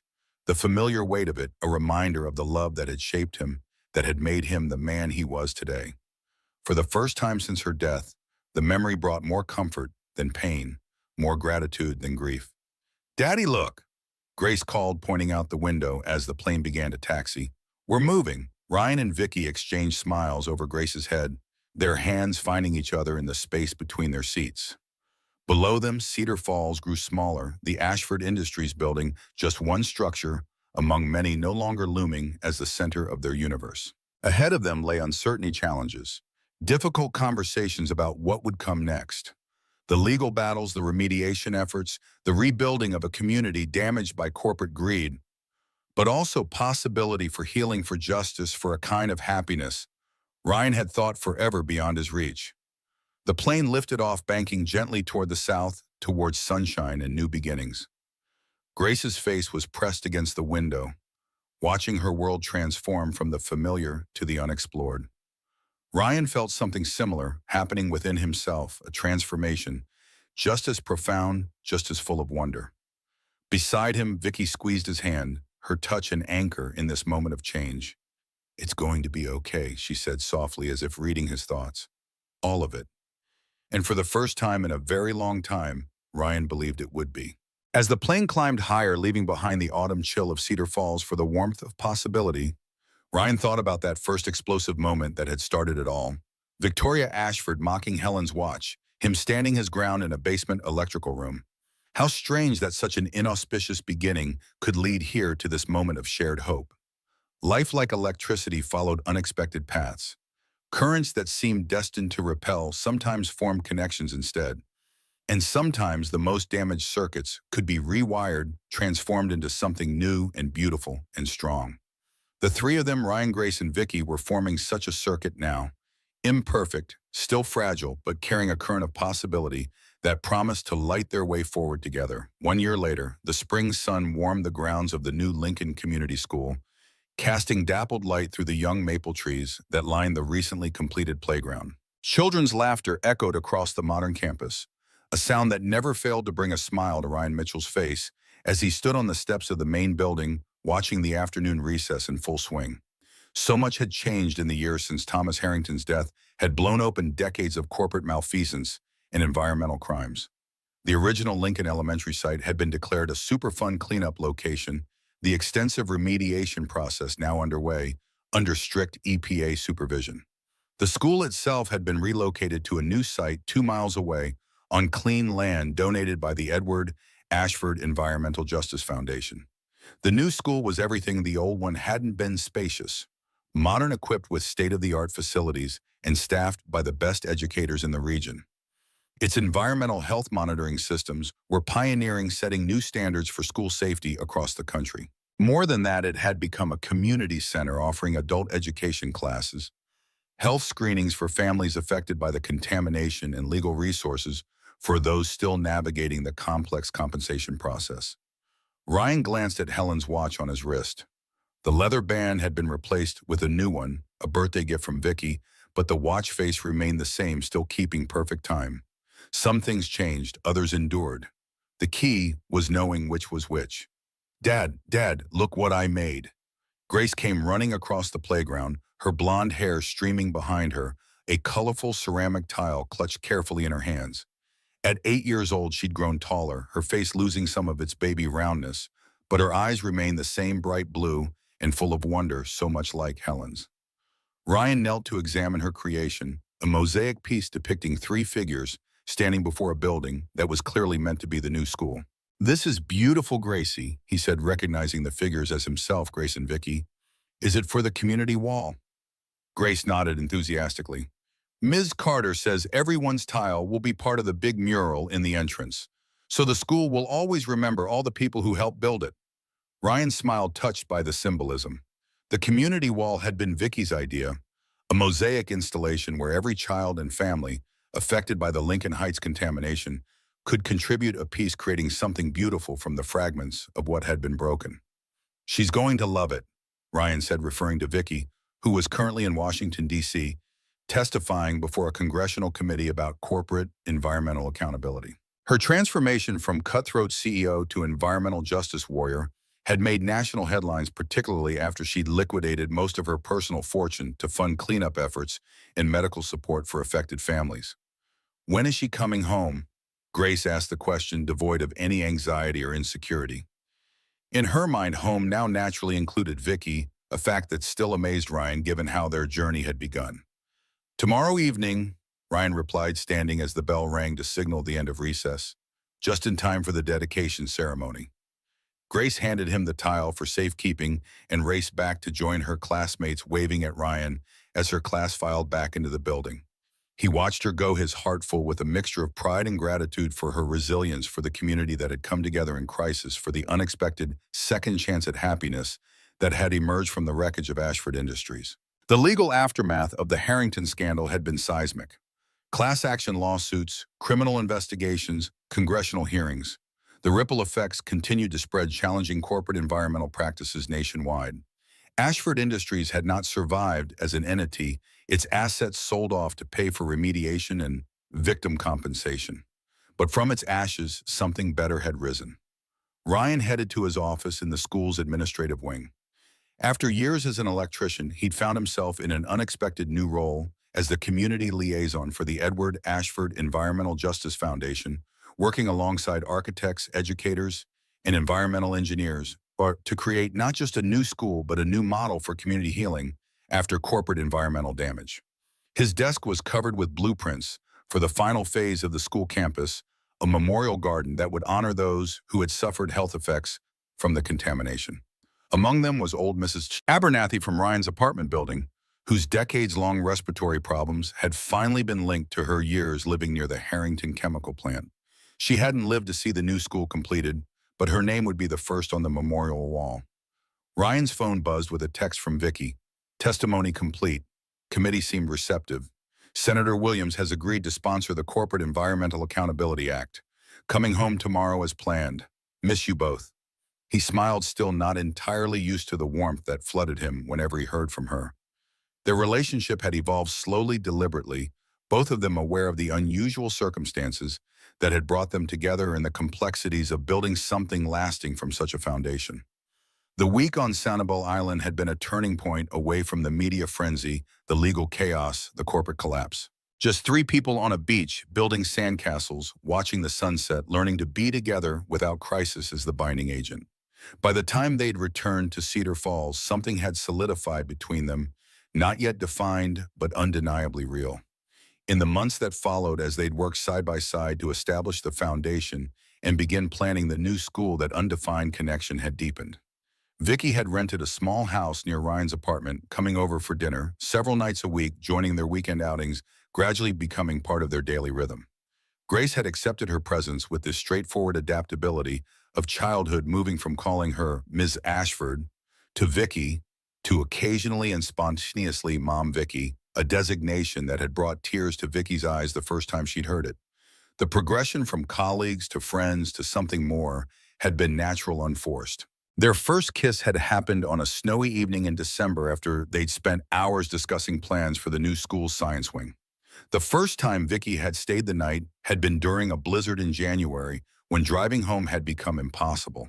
By spring, the arrangement had become more permanent, though they still maintained separate residences, a boundary that felt important as they navigated this new terrain. Ryan texted back, "We miss you too. Grace made something for the community wall. Can't wait to show you."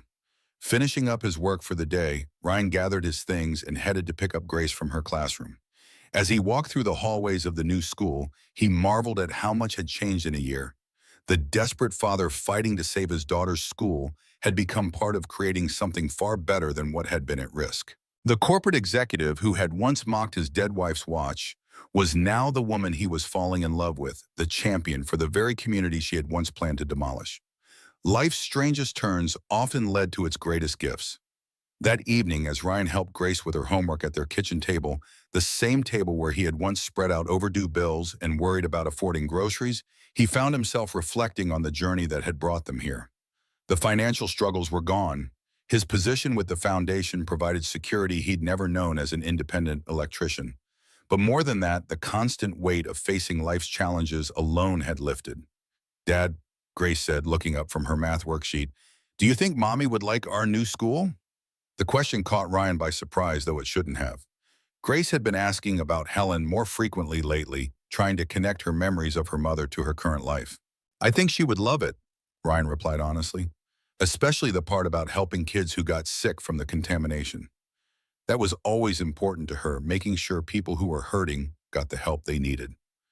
Grace nodded, seemingly satisfied. "And do you think she'd like Vicky?" This question was more complex, layered with meanings a child couldn't fully articulate, but somehow instinctively understood. Was it okay to welcome someone new? Would the mother she'd lost approve of the woman who was gradually taking a maternal role in her life? Ryan thought about it carefully before answering. "I think she would. Your mom believed in second chances, in people's capacity to change and grow. And she'd love how much Vicky cares about you, about making sure you are happy and safe." Grace considered this, her expression serious in a way that reminded Ryan forcefully of Helen. "I think so too," she said finally. "And I think she'd be happy that you're not lonely anymore." The simple observation, delivered with a child's directness, touched something deep in Ryan's heart. "You're pretty wise for an 8-year-old. You know that." Grace grinned, the solemn moment passing as quickly as it had come.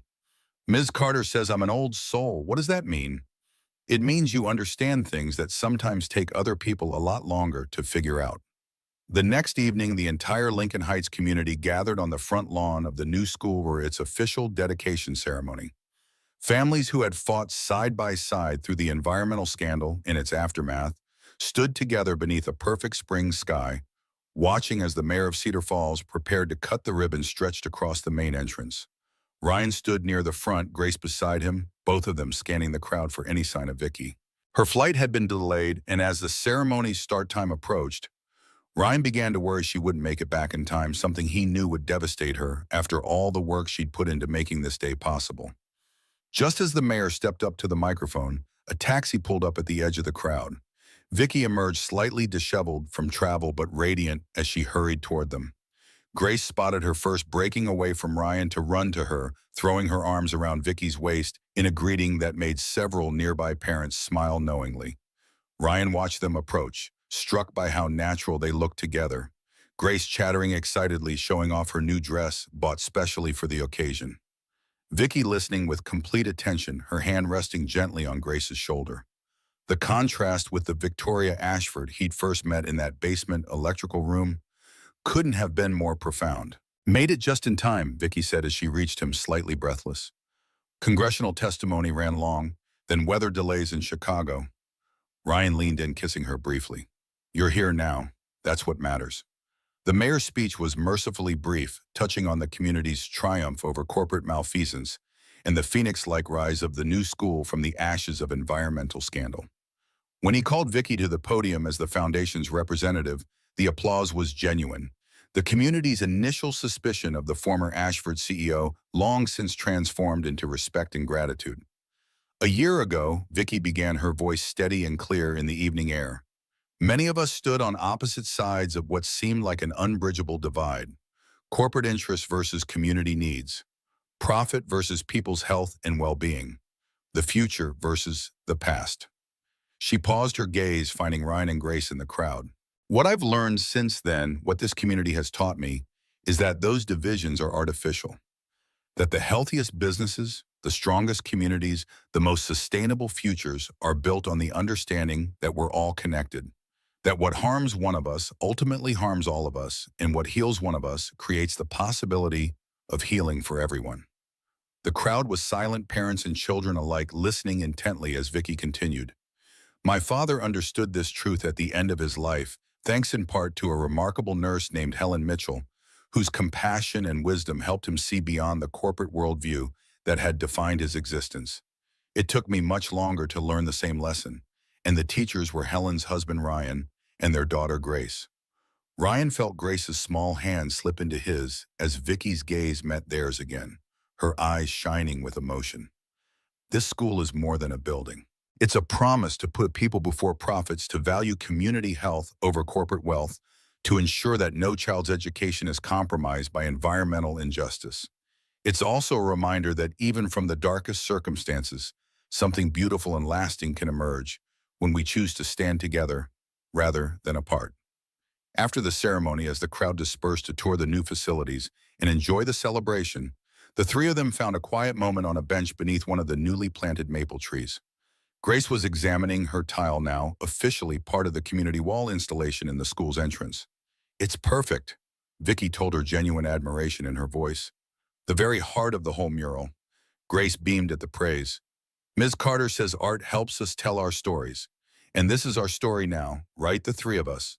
Ryan and Vicky exchanged glances over Grace's head, a world of meaning passing between them. "Yes," Ryan said, reaching for Vicky's hand. "This is our story now." Later that evening, after Grace had gone to bed, Ryan and Vicky stood on the small balcony of their apartment, looking out at the lights of Cedar Falls spread below them. The night was clear. Stars visible despite the city glow, a gentle breeze carrying the scent of spring blossoms. "I have something to show you," Vicky said, pulling an envelope from her bag. "The realtor sent it while I was in Washington." She handed Ryan a set of photographs showing a charming craftsman-style house on the edge of town with a large yard bordered by mature trees and a wraparound porch perfect for summer evenings. "It's a short walk to the new school," Vicky continued, watching his face carefully.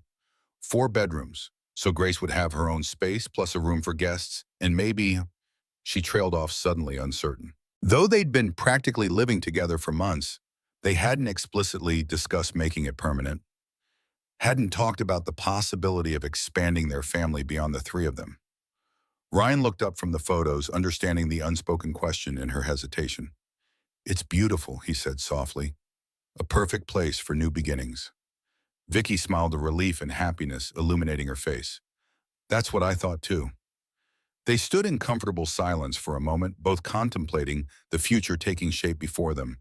Unexpected and unplanned, but somehow right in a way neither could have imagined a year ago.